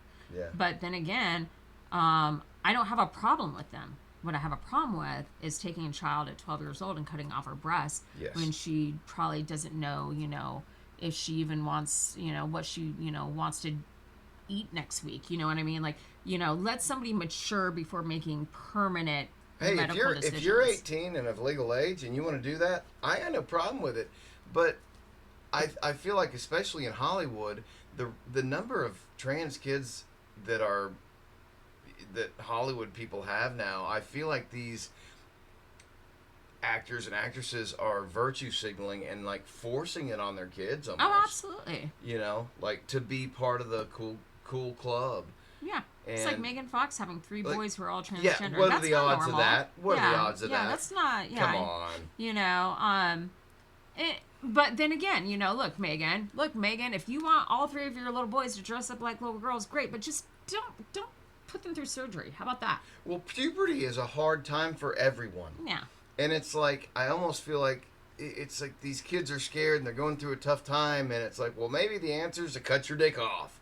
Yeah, that's not... Why are we jumping to that? No, puberty's tough on everyone. Yeah. You are... I mean, you're clinically psychotic. You were having so many hormones going through your body at that time that you were clinically insane, and your brain doesn't stop developing until what, you're about 25 actually. I think is around there. So I mean, I can't imagine making, when I was that age, I didn't know shit. Yeah. I wasn't one to go after trends. I was very much anti-authoritarian, anarchist kind of type person. So that kind of stuff didn't really work on me, but I observed it. The latest trend, you saw everybody follow after that thing, and it became trendy. Yeah. To be trans, to be gay, whatever. Well, I mean, we all bought Swatch watches during the day, Yeah, I mean, right? But, and again, people, I truly believe people are born gay, and again, no problem with it. And I have no problem with anything that anybody does. It's two sticking points for me. It's the kids, indoctrinating kids, and even allowing any kind of that surgery or hormone blockers. And then it's the fact that I have to celebrate it. Yeah. Forcing me to celebrate it. It's kind of like you say I think I'm a boy. I'm a boy. My name's John. I'm a boy. Now say it. Repeat it. Right. No, I'm not going to repeat what you tell me to repeat. Right. You give me a name, I'll call you whatever name. You want me called dumbass? I'll call you dumbass. Out of respect, John, I'll call you John. Sure, but don't tell me to lie to you. Yeah. And don't tell me that I'm respecting you by lying to you. Right. That's insane.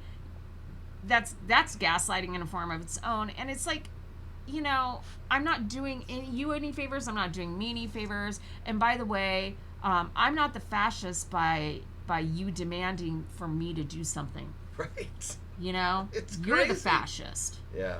Which actually that's not fascist because it's not a corporation. But right.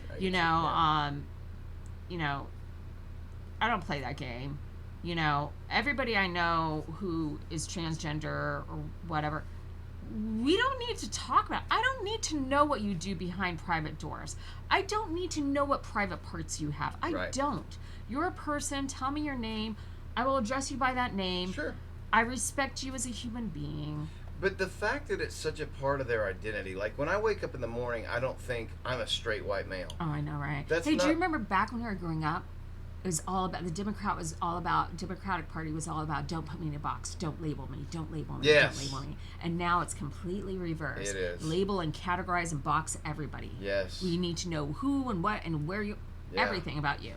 It's weird. It's a weird, you can't make me grow up this way and then tell me when nowadays that I have to think completely opposite of what you were telling me how I have to think 20 years ago. But also, like, if I were to state my identity, like what I believe my identity to be, number one, it's a father. Mm-hmm. That's my number one job in life, is to keep my kids safe and to protect them. If I didn't have kids, when I didn't have kids, I was inherently a selfish person. All I cared about was me, because that's all I had to care about. Mm-hmm. And so you have a lot of this youth who don't have kids. They're not responsible for anyone but themselves. I was a very selfish person until I had kids. Even when I had young kids, because, naturally mothers are more nurturing when kids are little. Dads are more kinetic. They need to be able to do things, Right now I'm in the zone of my life, my son's doing football. I'm playing in a band with one of my sons. My oldest son and I are both great lovers of storytelling. We book club together, we watch shows together, we talk about theories and things, and but as they got older, I feel like I matured as a human being. 'Cause it's like, I remember the first time my oldest son had gotten mad and punched a hole in the drywall, and I was like, that's behavior he's observed from me, and that needs to stop. That is unacceptable. I can't have my kids observing me getting angry and punching shit. And it makes you, when you see that when yourself reflected in a mirror like that, it's like, man, what, holy shit. Yeah. And then it really makes you say, I want them to be, every decision I make, I think to myself, would my kids be proud of this? Is this something my kids would be proud of? Right. And that's how I make my decisions. Right. And whatever that means. And I don't know. What do you think? Well, there's that old adage: when you're young, it's easy to be a Democrat, but once you get older, you turn into a conservative. Yeah, yeah. And that's, I don't know the exact quote, but yeah, it's something like that. I think it's attributed to Churchill, but I'm not sure where it actually came from. But Yeah. but it's actually funnier than that because it's like if there's something about the heart and the brain, right? Like if you're young and you're conservative, you have no heart, but if you're older and you're liberal, you have no brain, something to that effect. That's a good one. I mean, when you're young, you don't think about things like when I was young and I was, doing my, in my LGB marches and my AIDS marches and HIV stuff and everything, and I'm out there, trying to work for a cause and stuff like that. I wasn't paying taxes. Right. I wasn't. You're not paying for shit. Yeah, I wasn't taking care of anybody, but not even taking care of myself, really. My parents were. Yeah. And exactly. so and then when you get to the point where like you're the one paying taxes and you're the one who has to, a lot different, you have a lot more responsibility in life. Yes. Then you realize what all those responsibilities cost and the consequences of them and stuff like that. And yeah, it turns you more conservative about your behavior and your actions, and that's natural. Yeah. My kids don't think about the liability of letting their friends ride on the back of their scooter with them to school. You know what I mean? Right. But I immediately am like, do his parents know? Do I need to get a waiver signed? What if you get in an accident and that child's parents sue me? Yeah. I mean, that's reality. That's why I didn't want to host Durham Fest out here. It's like I don't. If something happens and some kid gets hurt, I'm liable for that. There's a lot of liability. And then we have to pay taxes. It's like, Yes. I'm a small business owner. When we had the last changeover from Trump to Biden and their, HR 1 happened, it affected me massively. Yeah. And created a whole bunch of problems financially for me. Talk about that. Well, I mean, so one of the things I noticed, because I did an audit 2 of those years, is that, so little things like the tips, right? So I have independent contractors who get paid their tips directly. They get a commission base and then they get paid their tips. And so I receive my paperwork, like 1099K or whatever, whatever I get from Square for my 1099 from Square, right? And it shows this total amount that I brought in sales, correct? I turn around and then I pay my independent contractors. They all get 1099s as well. Right. Okay. For the money that I paid them out directly. Okay. So we were all told that anybody under 450K would not be affected, right? Yes, remember that number? Yeah, oh yeah. Okay, so I think my 1099 was 655 something and that was gross, not net. Yeah. So after I did all my business expenses, I was well under 450K, well under. Yeah. Did not matter.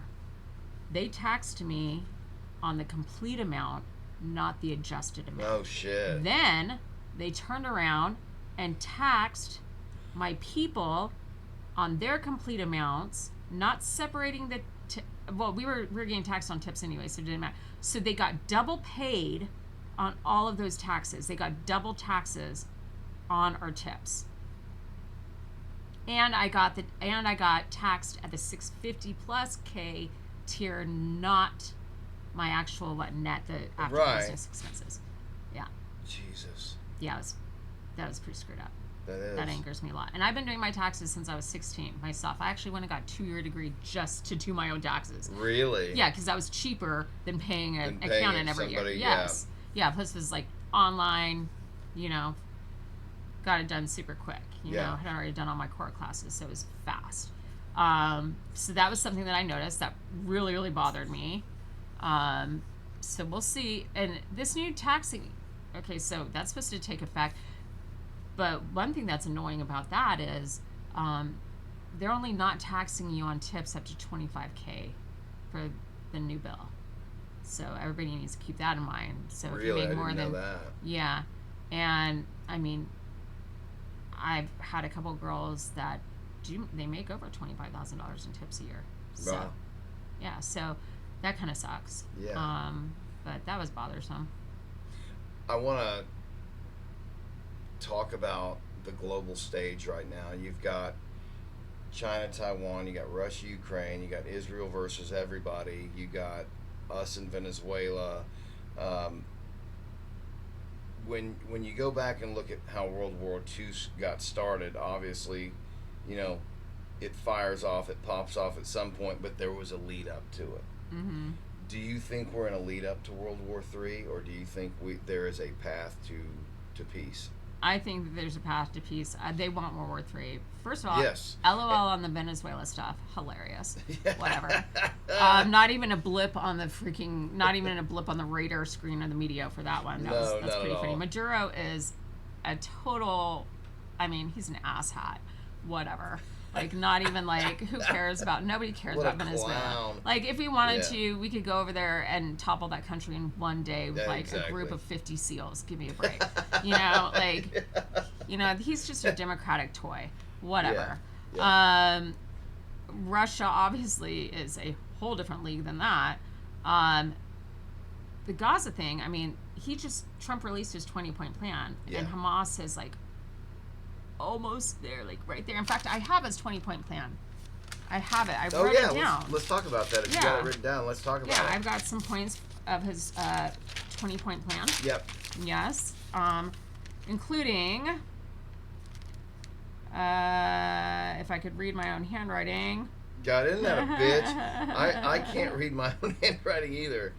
Okay, so hostages have to be released from Hamas. So far, we have 28 dead ones and 25 that are supposedly still alive. Supposedly, yeah.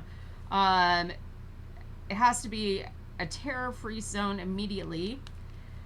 In exchange for the 25 alive hostages and 28 dead ones, Israel is required to give back 250 life sentence prisoners from Israeli prisons, and let go 1,700 that are detained.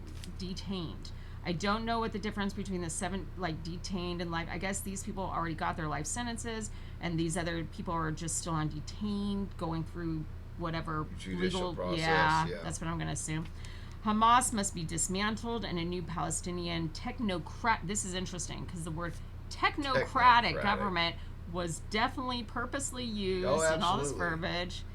Well, how would you describe technocratic? I guess I would say that we're talking about something akin to a digital ID type of world over there. Yeah. Okay. A board of peace, with of course Trump being the leader because he was nominated as so, but also Tony Blair wants to be a part of this too. And other Arab nations will be part of it: Qatar, UAE, Saudi, not Iran. Fully demilitarized. If they agree to this. Unlimited aid immediately taking effect. Whatever that means, because I thought we were getting aid in there.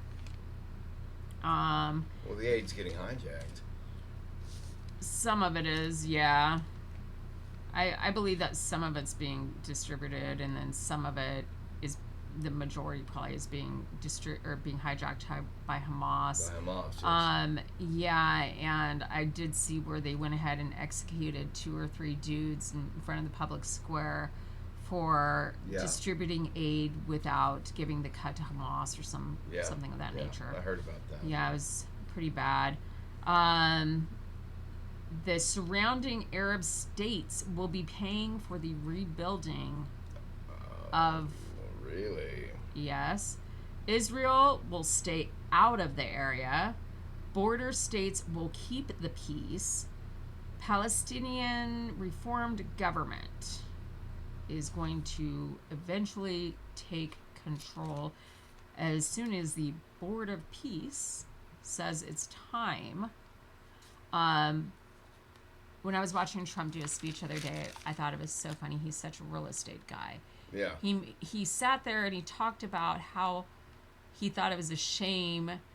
Oh, he did release a number that was interesting too.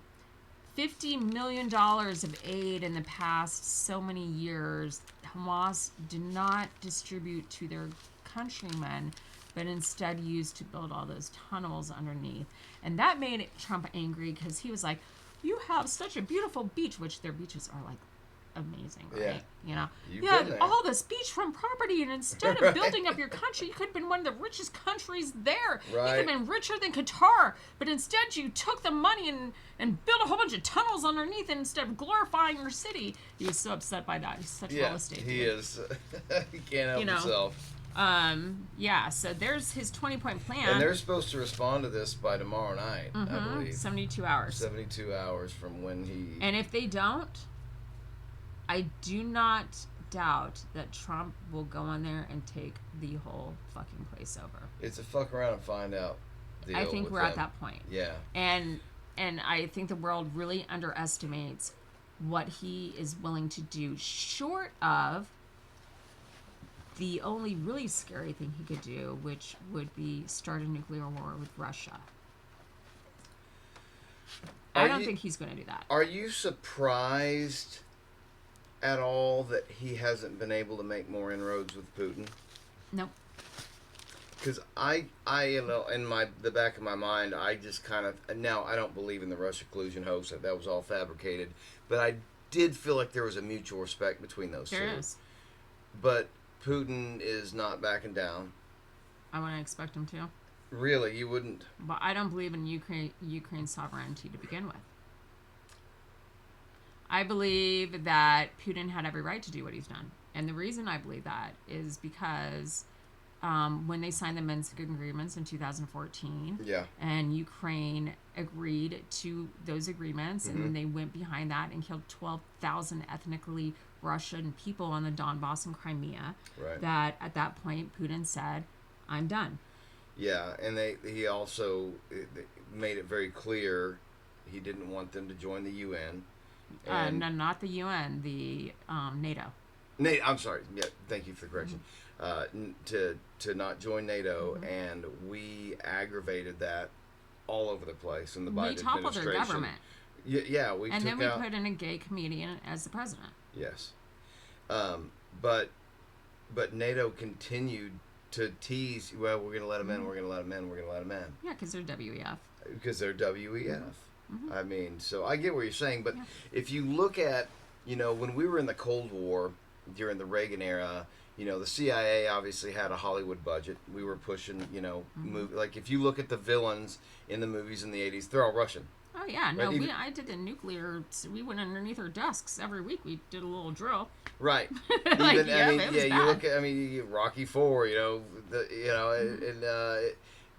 in all the movies, the Russians were the bad guys. I feel like we've been propagandized against Russia for so long that Americans are just conditioned to say Russians bad, without knowing how corrupt Ukraine is itself, and that we did tear down, and we did in Venezuela. it We did. was half a, the countries in the it was world a we've done this regime to. change. We did a regime change there Yep. and put in, like you said, a gay comedian. Yep. I mean, you've seen the videos of Zelensky with his little leather shit dancing around. Yeah. I mean, playing piano with his dick and whatnot. Yeah. I And mean, then they he's a had him married clown. off to a really pretty lady, just like they did with Macron, just like they did with Trudeau, just like they did with they're all Obama. they're all part of the same. Yeah. Mhm. Where do you see the Russia-Ukraine thing heading?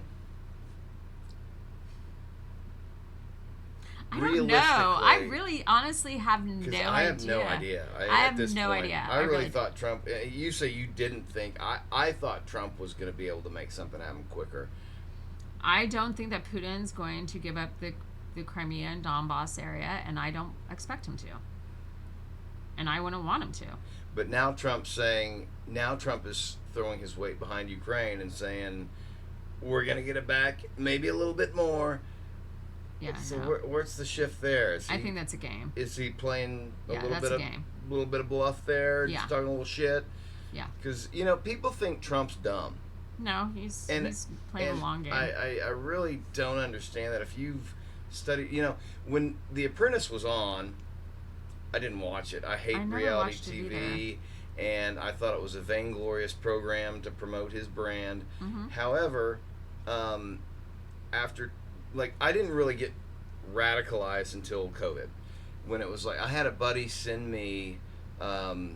Medicare was a YouTuber who was talking about this Chinese virus coming over. This was in October of 2019, and his whole channel got shut down. But somebody had archived it. I had a buddy who's kind of a conspiracy theorist send it to me, and I was like, what is all this bullshit? Well, in December, you started hearing a few reports. By March, we were shut down. Mm-hmm. And the lies around COVID was really eye-opening to me. Mm-hmm. And then I'll never forget Biden getting up there and saying we're going to mandate vaccines for people. It made it was the scariest moment of my life. Yeah. Politically, you're like, what? It's an experimental. It's not even a vaccine. They had to change the definition of vaccine because it was gene therapy. Mm-hmm. And I mean, now they're saying, there's a risk to myocarditis. You knew that before you rolled it out, you motherfuckers. Yeah. And I still, to this day, I'm pissed at Trump for the whole Operation Warp Speed thing. Yep. I'm not a fan of that, and he needs to shut the fuck up about it. It's not a popular talking point with MAGA, but I just with the Russia thing, I thought we would have closed that deal a little more quickly. But again, the American public is so used to Russia being the villain that it's so easy to manipulate us against Russia without knowing their perspective. Because we're not allowed to see any kind of Russia narrative or any point of view from them. All we see is licking fucking Zelensky's boots all the time, and Hollywood celebrating him and all this stuff. It's pretty pathetic. It is pathetic. But I have no idea where that's going. I don't think it's going anywhere. I think Putin's going to do exactly what he wants to do, and I think Trump is going to let him, and I don't really care. And I watch Putin's speeches. I watch his cabinet meetings. I also yes, and I also watch Chinese cabinet meetings. I mean, I knew about the Hunter Biden laptop before Biden was elected, months before Biden was elected. It was all over. They were talking about it in the Chinese parliamentarian meetings. Really? Yes. They were talking about it. Where are you watching this? You go online and you find their media channels. Really? They have it, yeah. And it's translated, or do you speak? No, you have to use a translator service. I have a little app that does it on my computer that translates. So it wouldn't surprise me if you spoke Russian and Chinese. No, but I've been to Moscow and I've been to China. I've been all over the world. Yeah, and I know you have. Russians, it's like people don't even realize Russia has a constitution. Yeah. Russia's, Do you think Putin is a dictator? No. He is so insanely popular with these people. Is he? Because the American people believe that he is a dictator and he fakes elections and he is popular over there. Massively popular. The Russian popular. people love him, from what I understand. They do. And that's a completely false narrative that he is. Now the Chinese people, that's a whole different. Russian people love Putin freely. Okay. Chinese people, that's not free love. That's a whole different vibe. Now, is he a dictator? Yes. Fully? Yes. Okay. I believe so. Yeah. But he's a dictator that I find it funny when you go online and you'll see videos of like Shanghai, like all these big places in Asian countries like China that look like they're so technologically advanced and beautiful and all this kind of stuff. Oh my God. Da, da, da, da. Okay, you're seeing like a 10-mile wide city. Get outside the city, go to the rest of China, and look at what those people are living with and in. It's disturbing. It's disgusting. How so? They have the Uyghurs in the camps in the western part of China. They have villages that are dirt freaking poor. So what is the religion of China? What do they believe over there? So it used to be that Buddhism was the major religion in China. Okay. There was a female empress, and I forget her name right now, but one female empress. Now, people don't know this very much. They think all the emperors were men. No, there was a concubine who became an empress after her husband died. She was the head concubine. She built massive amount of Buddhist temples all over China. So Buddhism, some Hinduism, that was the religion. Then Christianity came in like the 1800s. Mm-hmm. Now there is no state. I mean, the state says like Buddhism is like their only sanctified religion, but they do not allow people to practice it like what you would think. Like, really? It's a facade because they're communist. You can't have a real religion other than Xi. Xi, there's a reason why his picture is But what everywhere. is the threat of Christianity to China? Well, because Christianity is a threat to anything that's communist or authoritative or dictative. Because Christianity separates itself from government, for one. Okay? So, therefore, if it's not government controlled, that's an issue. So there's one. Christianity gives us morals and ethics and has us answer to a higher authority. Sure. Because a higher of our authority souls. than the government. Right, Yeah, because of our because souls. yeah. So therefore, we believe in an afterlife that we have to answer to, and we believe in morals and ethics. So therefore, I'm not going to be scared if you killed me, as long as I am following the morals and ethics that will bring me to eternal life. You're not going to make me do something, because I have to answer to something that is far greater than this corporeal being Sure. or world. Right. And that is a threat to the state. They need your full compliance. Okay. Yeah. So that's why we're seeing the attacks on Christians. That's why Charlie Kirk died. That's why, all that kind of stuff. Okay, well, let's tie this back around to Charlie Kirk. What do you think? Well, first of all, I think I asked you earlier. You think? What did you say about Tyler Robinson? Do you think Tyler Robinson killed him? I mean, truly, or do you think he's a patsy, and there was a deeper involvement? Because there's some. I mean, you've seen the videos. There's guys making all kinds of movements around him. Regardless of who, I think that he did it, but I think he's part of a larger network. Okay, let's assume that's true. What was the ultimate motive there?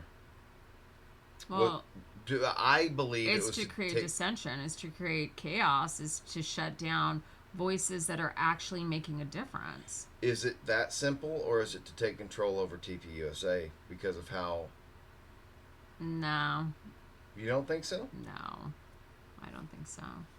I don't think so, because I mean, inherently, then isn't that a shade thrown at Erica? And if you do go down that road and train of thought, then all of her behavior and what seems like a lot of fakeness makes total sense. You talking about her fakeness on the stage? People accusing her of looking the crocodile like tears. And all that. I mean, that's just one organization. I mean, the theory, the most crazy out there theory is her dad has Mossad ties, and that she was introduced to him through Trump. She was an actress, and that she's been vying for control of TPSA, and that a lot of the people within TPSA have already been bought off by Israel, and that in the letter Charlie Kirk wrote to Netanyahu, basically saying that, hey, I love Israel. I mean, but you guys have a bad PR, and it's not our responsibility to correct it. You guys need to correct it, and that Israel took him out. That's the hardest conspiracy theory I've heard so far. There's a lot of wild ones. Actually, the wildest one is that the guy doing the switch created a hologram, and he fell into a hidden compartment underneath. Oh, that's a good one. No, you need to look into this. Oh, that's fun. Yeah, it is fun. So apparently there's a hidden compartment there, and there really is. Like if you zoom out, like after they took off the stage and everything, apparently there's like a door panel there that like apparently they switched on a hologram. His body got dumped into it. Israel kidnapped him, and what you saw, yeah, it's fucking crazy. Oh, that's like great. now, I will say the conspiracy theorists are like 493 to 0 over the last 6 years, but it's gotten way crazy with Charlie Kirk. Yeah. And so, within that space, what is your opinion of Candace Owens? Man, I love Candace.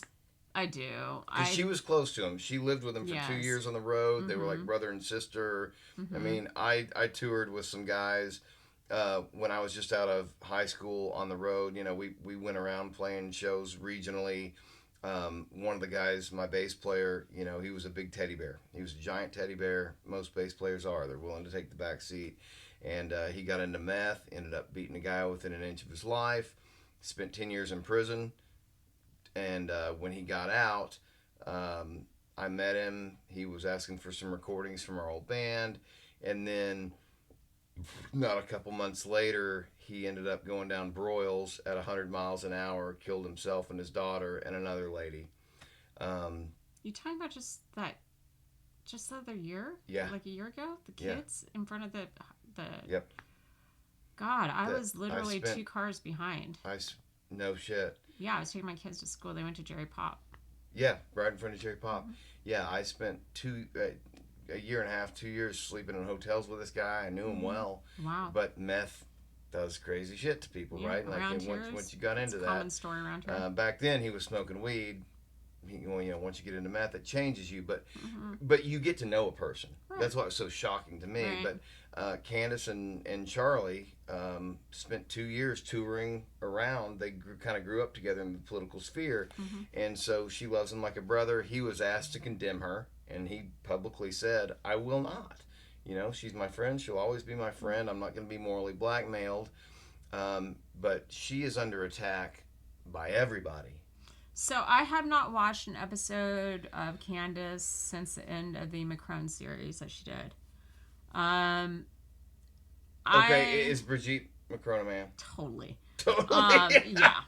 Not even a question. Not even a question. Not even a question. Totally a dude. But you know, it is. I love how you didn't even fucking pause. Yeah, no, she is.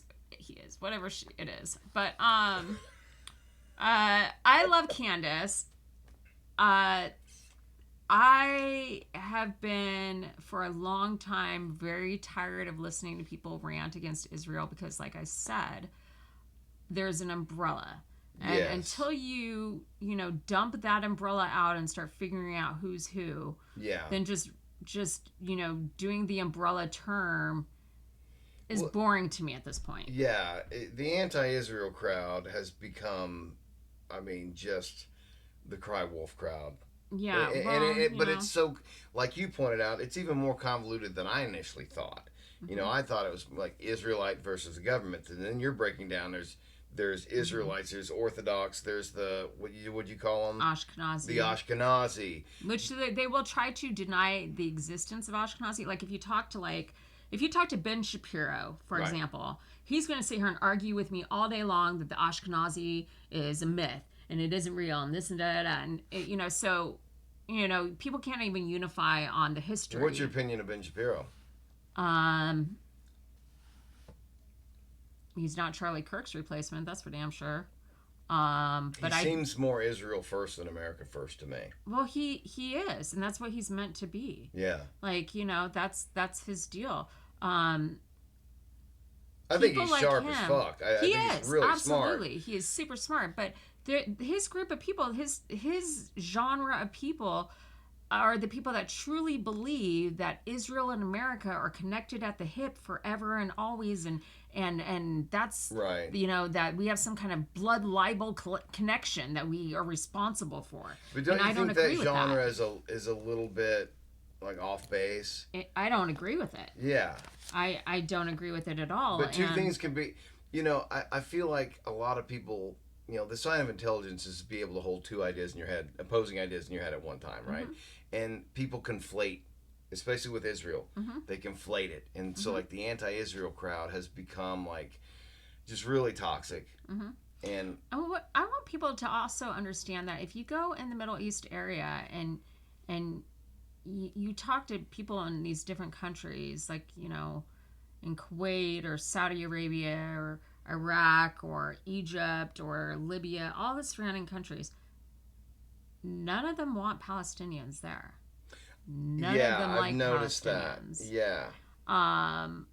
And so what are the what is this kind of the state religion or of like, how do you pronounce it? Oh, Is I it forgot Qatar? to mention too, the Yazidis are being massacred in Iraq. Who are the right Yazidis? Christians.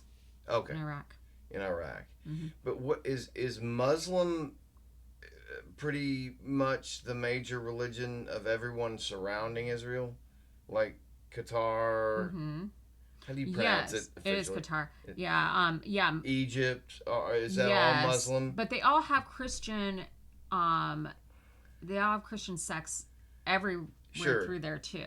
Sure, but you can never reconcile Judaism and Muslim. You can never reconcile those two religions, right? They can't coexist. So, have you read the Quran? No. For one, it's like a 2-year-old retard wrote it. Really? Yes, it is. I mean, it's insane. So, I mean, it's the youngest of all 3 religions. Okay, so I think it was created in what, you say 600 all 3. AD? Christianity, Judaism, and Muslim. Yes. So Muslim's the youngest. They are the youngest.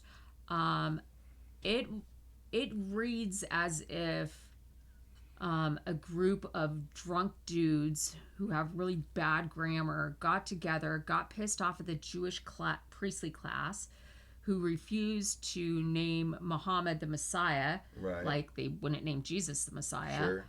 And decided to create their own side religion, kind of like, you know, Baptist from Catholicism. You know, really? Yes. And it's obvious that they're Who just wrote really the pissed. Quran? So a group of Muhammad's prophets. It doesn't tell you specific names. It's not like it's not like the books Gospels of the Bible. of Matthew, right. Luke, right. Mark, and John. They're named. There's different names to the different, you know, their gospels. Yeah. But oddly enough, you know, Muhammad was their Messiah, like Jesus. Right. But a lot of the books of the Quran that were written by Muhammad's disciples, some of the books were actually dedicated to like really nefarious, like were put in there because nefarious characters. There's this one guy named, what's his name, like Sal Ahmad Amani or something. I don't know, something weird. I'd have to look it back up, but were like buddies of Muhammad. There's this one famous story that the reason that women wear hijabs is because this dude who was a prolific sexual deviant rapist dude, but had lots of money and was a buddy of Muhammad, liked to go out on raping expeditions. And one night he's out in the middle of the night in a field, and one of Muhammad's wives was out in the field relieving herself in the middle of the night, and he didn't know it was her. It was Muhammad's wife. So he was about to rape her, or did rape her. I don't remember if it happened or not, but so he went to Muhammad and he was like, our women who are wives and Muslim women, they need to be covered. So men like me know we can't rape them. Are you fucking kidding me? Within the first couple of chapters of the Quran, they refer to women as tilth, Tilth. We're property. I mean, the Quran, and then it's full of war. Muhammad did like 83 wars or something. So not a Jesus-arian figure by any means. Not by a million years. Yeah. We're talking about. There's also the allowance to lie to infidels. If you to get your way. This is in the Quran. Read the Quran. You need to read the Quran. It's disturbing. Yeah, it's very disturbing. It's terrible. God, I had no idea. Yeah. I mean, it's as bad. Like, I mean, but on the other side, the Talmud. That's pretty bad too. So let me ask you about the Talmud, because there's a lot of Jewish people who kind of denounce it and say it's not an official book, and then there's some who live by it. Yeah. What is the Talmud exactly, and how does it fit into Jewish culture? It's just a whole bunch of extra Jewish priests giving their viewpoints on their religion and how they think it should be practiced. But there's some pretty it's nasty no different stuff in there. Oh yeah, it's no different from the caliphates. Going and making horrible speeches with their Right. versions of how you should interpret the Quran. It's the same thing. It was just older and written earlier, but Right. But how? I guess what percentage of the Jewish population support the Talmud? Who knows? That's a good question. I have no Yeah. idea. A lot of the Orthodoxy does. Do they? Yes. See, I've heard that. And I've heard theories and thoughts that the Talmud is actually an extension of the Ashkenazi arm of the Jewish race. Really? Yeah, which See, brings I got a lot in of the research worship to do of after Moloch this and episode. baby sacrifice Yeah. and all this kind of Yeah, stuff. yeah. A lot of sex magic stuff. So what's the deal with pedophiles being protected in Israel? Makes you wonder, don't it? I don't know. Well, I don't and know. the UK now, because Well, yeah, but a lot of, that's the Muslim thing. But I wanted to talk about the UK a little bit. Like, Starmer seems to be protecting. It seems to be more. So you have these Muslims coming into the UK that are raping children, and there are people criticizing them on social media, and they're getting arrested. Yeah. How is this fucking real? Because the parliament has passed the laws to allow it to happen. And that is because that they're How are the UK people putting up with this shit? Because they've been, well, I mean, for one, they don't have a huge population, and they have been overcrowded by immigrants who have then, over the past 20 years, been elected to the right They're positions. getting into power. Yes. And that's happening in America, too. They're trying. There are certain... Especially like places like Dearborn, Michigan. Yes. I've heard specifically about Dearborn. And they're enacting And New York, Sharia because law. Mamdani is about to get elected. He's overwhelmingly high in the polls. I think it's 83% that he's going to get elected. How the fuck does that happen in America? I mean, I'm just flabbergasted. Because they concentrated... Well, for one, the census is based on not actual citizenry, but residents. Residents. Yes, So, I know. Which, don't you think that's fucked up? Stephen Miller's trying to fix that. We'll see if they're able to do that. You like Stephen Miller? Yeah, absolutely do. I think he's loud and vocal, and I think he's great. I Yeah. think he's wonderful. I want to know where did Vivek Ramaswamy go to? I get that you're running for governor, but where have you been on the national stage lately, Vivek? Well, he was... So, let's talk about Doge for a second. You had Elon was basically paired up with Vivek, to run Doge, and immediately on day one, Vivek bails. What do you think that was all about? He's going to go run for governor. And I think he's too much of a big personality for Elon to deal with. I think Elon has to be just Elon. Yeah. What do you think about Vivek? I like him. I do too. I'm just a little curious about, like you said, his exit from the spotlight. He just kind of... He's been quiet lately, which has been weird and odd to me. Yeah. But I very still much like so. him. I'm interested to see where DeSantis is going to end up soon, because Byron Donalds is running for governor of Florida soon. Well, so apparently DeSantis' wife is wanting to run for governor. And that's kind of why... she will not win against Byron Donalds. She wouldn't. I don't think... She didn't have the political capital. Yeah. I mean, political capital is important. Byron Donalds is the perfect candidate. Oh, absolutely he is. He's fantastic. Yeah, he should definitely win. DeSantis needs to be somewhere. Where does he end up? Yeah, I don't know. He's not going to run against Vance. So what? Could he be vice president? There's a couple... Could his ego take that? I don't know. There's a couple things I want to talk about before we wrap this up. One is, let's continue down the road with DeSantis. Yeah, where does he go? And so the question here would be, if you're J.D. Vance let's just say right now, he's running. Who would you pick as your running mate? I'd pick Rubio. So I would put DeSantis as Secretary of State. there's definitely got to be a place for DeSantis.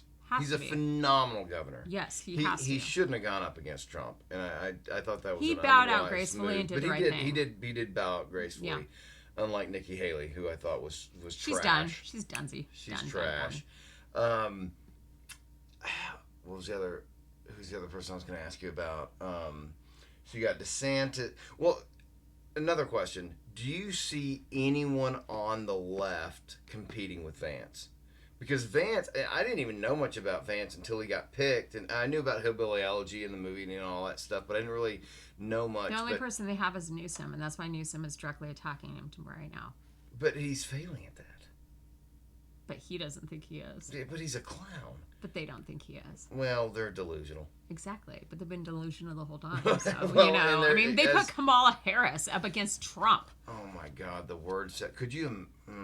Yeah, and she's out there imagine. writing this book, shooting herself in the foot even more. Even it's insane to me. Like, even the more that woman talks, the dumber she appears. Yeah. Oh, I know what I was going to ask you about. Because this is another big splitting point in the MAGA crowd. Thomas Massey. Yeah, I love Thomas Massey. I love Thomas Massey, but he goes up against Trump, and you have this hard MAGA crowd that's like, he's a traitor to Trump, and he's this I and don't that. think in terms of like that. I think Thomas Massey is the most honest, true congressperson we have in the country. I absolutely love him. I would love to see him as president. Marjorie Taylor Greene is another one too, and people make fun of her because she's loud and obnoxious and talks about space lasers, but she is really good. She's absolutely sharp. In fact, her and Thomas Massey went on Tim Pool together a long time ago. I don't know, several years ago. I don't know, 2021, 22, something like that. It was the first time I'd seen Thomas Massey. I knew who Marjorie Taylor Greene was. She comes off as obnoxious to a lot of people, and I get that. I think she's great. But she's spot on. No, she is spot on. She's not sold out. But I also understand like why people see her as, this bimbo or whatever. But you know what? I will say, let's vindicate her on one thing. Because if you saw a couple of weeks ago, as we unveiled our laser, space lasers are real. Yes, now, they are. Who knows if a Jewish person invented it, but they're real. They are real. I love Marjorie Taylor Greene. She's fine. I think she's fantastic. I don't think she's electable at No, not at all. But I don't think she's looking to be. No, I don't either. You know? But, I would love to see a President Massey. I don't think he has... It'll never happen. It'll never happen because he doesn't have the political capital. No, that's like saying, Rand Paul, totally had a chance of winning. He never had a chance of winning. No. Even, now his son, what's his son name? Rand's son? Or Ron's son? Ron was his dad. Rand is the son. Rand's the son. Ron Paul had a chance of winning. He never had a chance of winning. Ron I wish he didn't, did, but he didn't. Yeah, I would have loved Rand to see. Paul is, he's another one. He's a good senator. Yeah. I trust him. Love him. He's not electable. No, I agree. He'll never get in. Thomas Massey will never get in on a national ticket. No. I wish he would, but it'll never happen.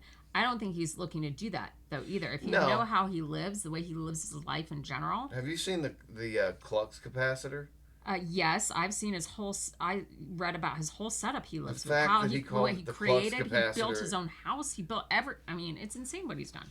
Yes, he is. Yeah. To me, but a lot of conservatives hate him because he went against the big beautiful bill and he goes against Trump, and it's like it's like Operation Lockstep kind of thing. There's a lot of conservatives that are like, they demand you to be in lockstep with Trump or else you are. It's like the Candace that's Owens an older thing. crowd, I think. Oh, it absolutely It's is. not It's people my our parents' age or generation. younger. It's Our age or younger is I more agree. open-minded and being like, okay, well, you can have this and that. I agree. People like, Reaganite conservatives like my parents are like, Yeah. but that's Yeah. out the door, I think. But I absolutely love Thomas Massey. Yeah, he's great. I think he's phenomenal. I can see him, Secretary of Agriculture, man. Mm-hmm. Yeah, I don't think he'll ever work in a federal administration. I don't think he wants to. You don't think so? No. In any capacity? No, I think that when he is done doing his congressional duties, I mean, maybe he'll move up to Senate, But I think he wants to stay home with his kids. I His do wife too. is dead. Yeah, oh man, and that's tragic. I really hated that. And he's got a whole setup. He enjoys his life. Yeah. He is not a money grubber. He's not looking to get paid. No. So I think that's what I love about him is he seems like a genuine person that is not corruptible. Yeah. And it's just really, I guess the point I'm trying to make is it's so sad to me that there are, and again, you're right, it's the older generation, my parents' generation, that they watch clips out of context. Fox News. Or whatever it is. And they see, and they hate Thomas Massey because he goes against Trump. And Trump's going to try and primary him. And he's going to lose. Trump will Massey will win. Massey will absolutely win. People of Kentucky love Thomas Massey. Mm-hmm. Yeah. I love Thomas Massey. Yeah. I love my dad, but if I didn't have my dad, I would want Thomas Massey to be my dad. I would say that maybe when he got maybe 20, when he got a lot older in life and his kids are more grown, maybe he might move up the ladder a little bit. Maybe if he gets bored. But like you said, I don't think he has the aspirations. I don't think he does. You have to have would you not agree you have to have a massive amount of ego to even run for president? Yeah, I mean that's why Trump is his ego is. Yeah. You remember the old joke in Spinal Tap? It goes up to 11. Mm-hmm. Yeah. Trump's ego goes up to 1,000. You know. Yeah. But that's what we need right now. Well, yeah, we because need someone on offense. We have felt like Americans in general have felt like second-class world citizens and been brought down so hard. Absolutely. That we want to feel good about ourselves again, and he makes us feel good about being American. And the people hate America from within. Well, they were trained to. They were trained to. I went through a phase when I was 13, before I started going overseas with my dad on a lot of trips and stuff. I had that Marxist monthly magazine delivered to my house. And my dad's, he's military and he's still a military contractor, and when he was gone most of the time of my life, but for some reason that day he got the mail and he brought it inside, and he sat me down. He said, explain to me why this is at my house. Right. And I'm like, well, we're at school, and I was in Model United Nations and all that kind of stuff and everything.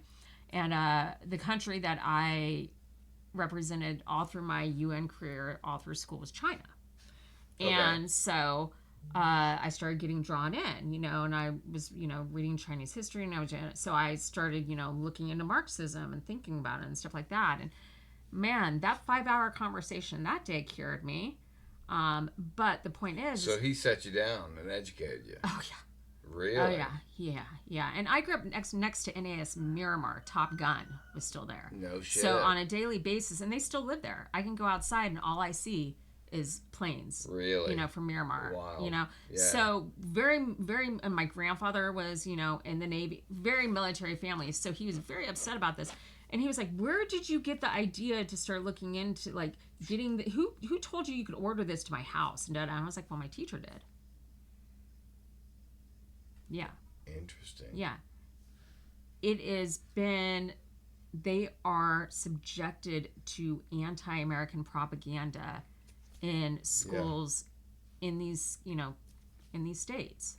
Well, you know what's sad is I'm a huge Trump supporter. You can see the MAGA hats. I have them, but I don't want to wear them in public. I wore my Charlie Kirk shirt yesterday. Yeah. I went all around town just begging for some problems, I have a Maha hat, I have a Trump hat, all that kind of stuff. Yeah, well, I'm usually with my kids, and I don't. Yeah, you don't want that drama. And I'm conflicted because it's like, on one hand, I don't want to be a pussy and say I'm afraid, but at the other hand, I don't want to cause a scene. Yeah. Like today, my son's got a hat with it's an eagle with Trump hair on it. It says Trump on the side, and we were going to Cheap Thrills, which Cheap Thrills is very transgender. Everyone in Cheap Thrills in so many years. Everyone in that store is gay, and I have no problem with it. But I knew, and I told him, I said, "Don't wear that hat in there." He's like, "Why?" I said, "Son, it's gonna cause a problem. If we will probably get kicked out of the store, and that's the hypocrisy of things. Like they want tolerance, right? They want you to tolerate them, and I'm willing to support a transgender store or gay LGBTQIA plus and whatever, but they won't accept me in there. And I was like, it's just for your own safety, son. I don't want any issues. Leave it in the truck. And I'm conflicted because, like, again, you don't want to be a pussy and say I'm afraid of my values, but at the same time, you don't want to invite conflict into your life. You know, it's the same reason I don't put Trump stickers on my car. I don't want it vandalized. Right. And that's a sad place to be. It is. Well, you know, I had a sign up, I don't know, probably last year, and the sign just said something about keep Title IX clean or something. It was real simple. And I had an older lady come in, and she was like, asked my front person, what does that mean? What are you getting at with that? And they were like, let me go get the owner. So I come out, and I bring her back to my office, and I'm like, can I help you? You know, what's going on? She goes, I just want to know what that sign means out there. And I was like, oh, Title IX? That means, you know, I support, you know, girls having girls-only safe sports. Right. And she started getting very upset, and I'm like, well, why are you upset? Does that upset you? And she was like, well, yeah, because, you know, it's bigoted and da-da-da. And I was like, well, here's the thing. I said, you know, I understand your viewpoint, you know, and I have, you know, several girls. I've got 3 daughters, and you know, they play sports, and I grew up playing sports, and I've played in both co-ed and singular sports. So, you know, I've experienced, you know, playing a physical sport up against a man versus a woman, and I just don't really want that for my daughter. Yeah. But I completely respect, you know, where you're coming from and what you're saying, and I just hope you can respect mine. And there's no, you know, this is not coming from a place of hate. Sure. And that was that, and she is still my customer today. Nice. And then I did have some younger girls come in and see the sign and get back there and asked me what it meant, and I told them that I don't agree with biological boys being in girls' sports. Right. And both of them were girls. Now, neither one of them was transgender or anything, but very liberal young ladies, and they got very upset and said, well, I don't think we can I don't think we want to do business with you here. And I was like, that's perfectly okay. I respect your wishes, and as long as you can respect mine, you know, you guys have a good day. Yeah. And went on our way. And so it's kind of like, you know, I think it's dependent definitely on here in Arkansas, we have a lot lighter of a scene going on. I'm sure if I had dealt with those problems maybe in a more liberal city, Portland, it would turn into something possibly violent. Yes. You know, but... Well, I don't know. I mean, I don't know that there's a lot of violence in Fayetteville, but like Fayetteville City campus area, it's very liberal. It's very liberal. Which where I live, like everyone around here is. Except for that, it depends which crowd you're talking to. The sororities and fraternities are not liberal. Really? Nope. I would say actually the majority of the students who out-of-state majority students are actually from Texas in the U of A. I would say the majority of the U of A is not liberal. But you do... Are you talking about the student body? Yes. Yeah. But then you do have... But Fayetteville has always been funky. Ever since I moved here 20-some years ago, we've always had a very robust gay community. Yeah, absolutely. I remember going to drag shows when I was... Dixon Street Theater is awesome. And it was a fun time. It was a good time. I've been to C4. I've taken, you know, many friends to C4. Like I said, I have transgender clients, gay clients, friends, all that.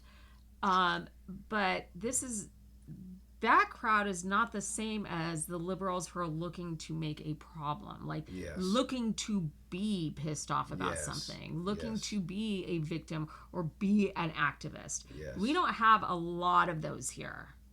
Not like other states. You certainly don't hear about it. Yeah. No, and we don't have Antifa here, and I would feel sorry for Antifa if they were here, honestly. Well, you're surrounded by rednecks on all sides. Exactly. I mean, you know, it's funny to me when I see Literally all sides. Oh yeah, yeah. It's hilarious to me. I was in California and I was talking to, it was my sister and she's very liberal, and her husband, made some comment about, you know, California being so big they could probably overtake the rest of the states, and I just started laughing.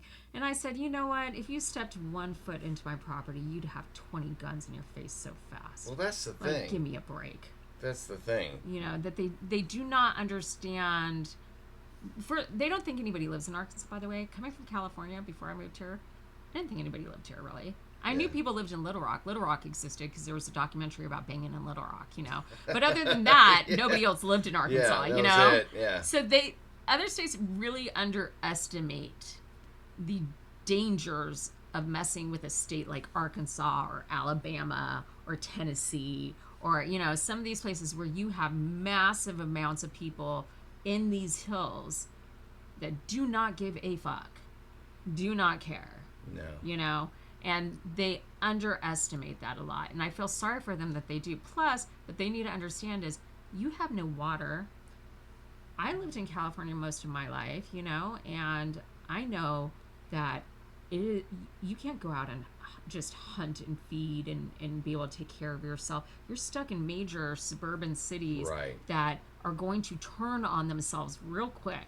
Oh, absolutely. And here, we have water, we have fish, we have deer, we have everything we need. We to don't sustain need ourselves. Exactly. If the electricity were to go out tomorrow, I feel like our family could survive. Absolutely. 100%. Absolutely. That's one of the reasons I chose this place to stay in, was that I knew. How did you learn? I don't know if we talked about this on the first podcast or not, but how did you find and choose this area? Well, it was 2 factors. 1, the law school, and 2, my first husband's dad, who he hadn't seen in 20 years, lived in West Siloam. Okay. And he told us about this area. We moved out here, and we were about to buy a house in Riverside, California, in 2004. It was $350,000 for a 3-bedroom, 1-bath bungalow in the ghetto. Jesus Christ. And came here to visit, and chose that law school. I liked the law school. And we bought a house immediately, you know, for $200,000. Right. You know, so financially at that point, I you know, had a couple of kids, and I was like, yeah. Plus, I wanted to get away from the gang crime. I wanted to get away from a whole, you know, how much it costs. You know, California, I could tell back then, was falling. You know, and I just wanted to get away. This is 04? Yeah. So it's 20 years ago you were seeing the decline. Oh, absolutely, yeah. Do you see, like, so obviously I've been here since, you know, the 80s. The population is tripled or more. Do you see it stopping anytime soon? Like, no, this place is going to continue to blow up. It's going to continue to blow up and blow up and blow up. Mm-hmm. And that really terrifies me. Forbes said we were the next Austin. Yeah, they're talking about it being the next Austin. The sad part about all of this is there was a council meeting between, I believe it was Rogers, Bentonville, and Fayetteville Town Councils, talking about the expansion and growth of this area. Fayetteville is quickly being turned into the slutty side sister of Bentonville, and it's pissing me off. This new mayor that we have, she's done some really messed up stuff.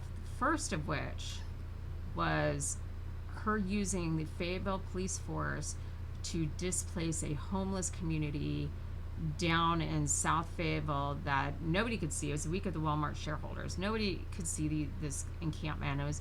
She went and used the Fayetteville Police Department to displace them with nowhere for them to go. Then the next day, she releases a national letter naming Fayetteville as a sanctuary city, which pissed off the state, who then turned around and said they were going to cut the funding for Fayetteville, 70% of which goes to homeless resources for our people. So she got herself some national attention, catcalled immigrants to run to Fayetteville to use city taxpayer resources, while displacing our own citizenry with nowhere to go, and then telling the Fayetteville Police Department they're not allowed to help ICE.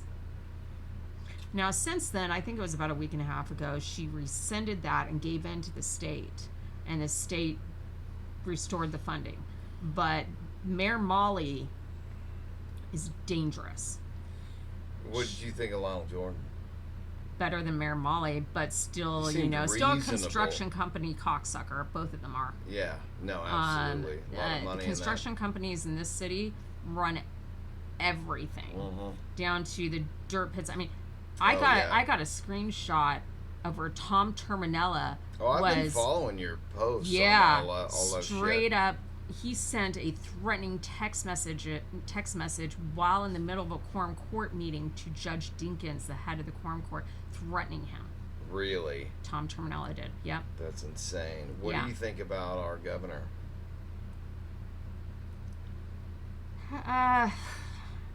Better than the alternative. Yeah, given the alternative, but it's given still the alternative, like, better than the alternative. Yeah. I honestly don't pay much attention to Huckabee. She's better than Hutchinson ever was. He's a rhino. He's a rhino. And I'm glad that Chris Jones didn't get in, because he was definitely a puppet and would refuse to answer my questions when I asked him questions. Really? Yes.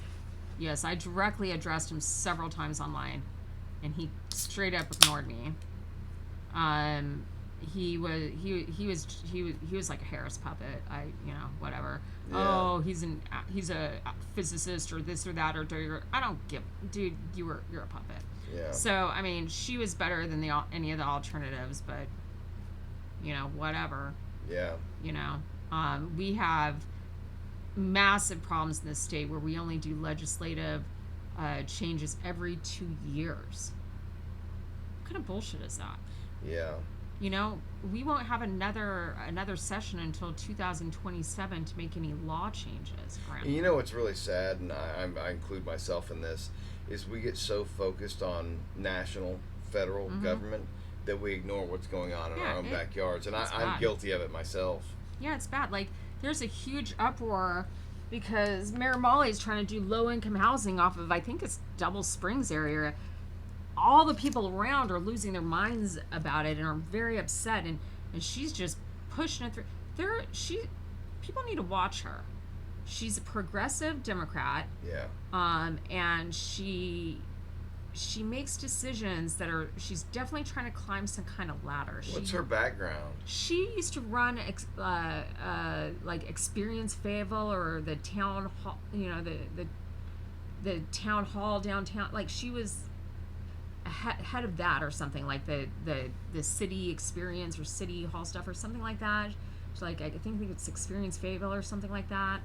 Basically, like the welcome committee. Right. For the town. I can't remember the exact name of it.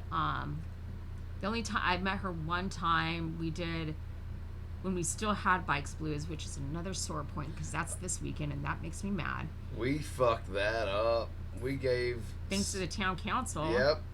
Yeah.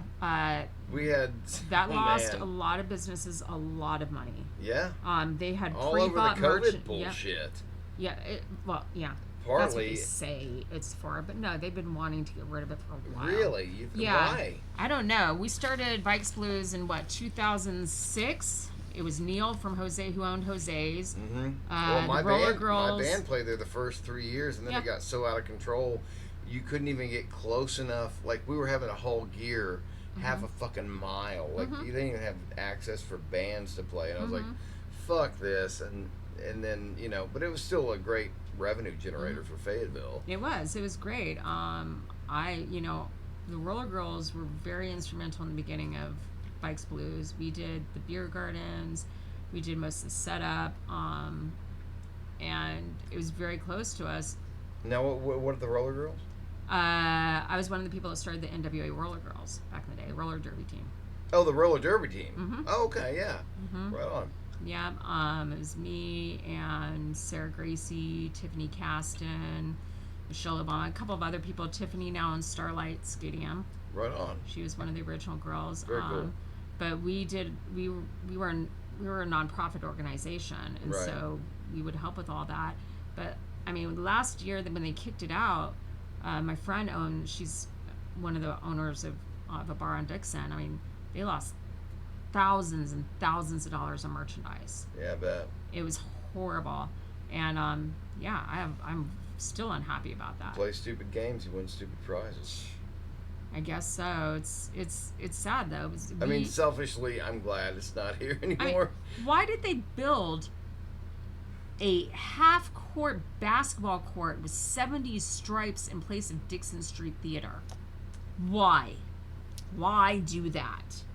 That's so dumb. Yeah. It's so dumb. We really need drunk people playing basketball on the side of a major street, you know, with something like Brady Bunch stripes. Have you ever thought about running for any kind of office? No, I never would. I'm an anarchist. But you're incredibly intelligent, articulate, and... No, I've done some bad stuff in my past, and that would totally get thrown in my face. Eliminate you? Yeah. Oh, absolutely. Yeah. In half a second. Yeah, you I know, get that too. When I was a kid, I made some horrible choices in life. Yeah, but it's still people like you that should I mean, if be I was running. maybe if I moved to Chicago or New York, I could win, right? You know, Portland. Right. They'd build me a statue They'd immediately, build you a probably. fucking statue, yeah. But on the other side of that too, I don't want to. I don't want that power. I'm more of the person who I like to sit above and learn about everything. Yeah. And knowledge is like, you know, I was just talking to my kids. I want to go back and get a PhD in art history just for the fun of it. Yeah. You know, I just I like it. Maybe it comes back to control issues. If I know more, then I can control more, you know? Yeah, sure. But I would never want to be a politician. In fact, you know, my degree's all in that. But I told my mom a couple of weeks ago, I said, man, I'm so glad I never became a politician because, you know, if I was a worse person, I would be such an evil person right now. Like it's so easy to get caught up in the power of everything, the money and everything. I've seen it. That, you know. Even at a small corporate level, I saw people just get promoted into like first line management that just let it go to their heads. Yeah. They completely changed. Yeah. It's like, man, we were friends, and then you just turned into a fucking cunt because Right. you got a little bit of power. Yeah. And you can't imagine that at a scale. You scale that up. Yeah. And it just goes out of control. And not to mention the decisions that you are given to make. Do I really want to decide between possibly bombing this person or not bombing this person and then these other people die because of, look, think about all that. Like, that's just not something that I want to deal with, you know? At a base core, all I care about doing is creating art. Like, that's all I care about. That's where I'm happiest. And that's where I've always been happiest. Before getting into UN or getting my degrees or this or that or going to law school, any of that kind of stuff. When I was a kid, what I said to my mother was, I want to be an artist like you. And she said, that's great, but you have to figure out how to get paid for it. Right. Well, I mean, it wasn't until that. girls got into tattooing and I was able to get into that industry and change that world that I can make that a reality. But I went to college and I got my degrees and I lived the corporate life and I did that for a long time before girls were actually basically allowed to start making money in the tattoo industry. Yeah. And that didn't happen until, I mean, early 2000s probably. Yeah. Well, I'm going to wrap this up. Yep. We could go on all day. I love talking to you. Thank you so much for coming on. You are one of the sharpest people I've ever met in my life, and I mean that sincerely. Oh, well, thank you. And Back educated. at ya. You make me feel retarded. Like, you really know your shit. I saw one of your posts about, you know, and we did talk about this a little bit the first time you were on, about the entitlement of the youth and, like, that whole generation. So...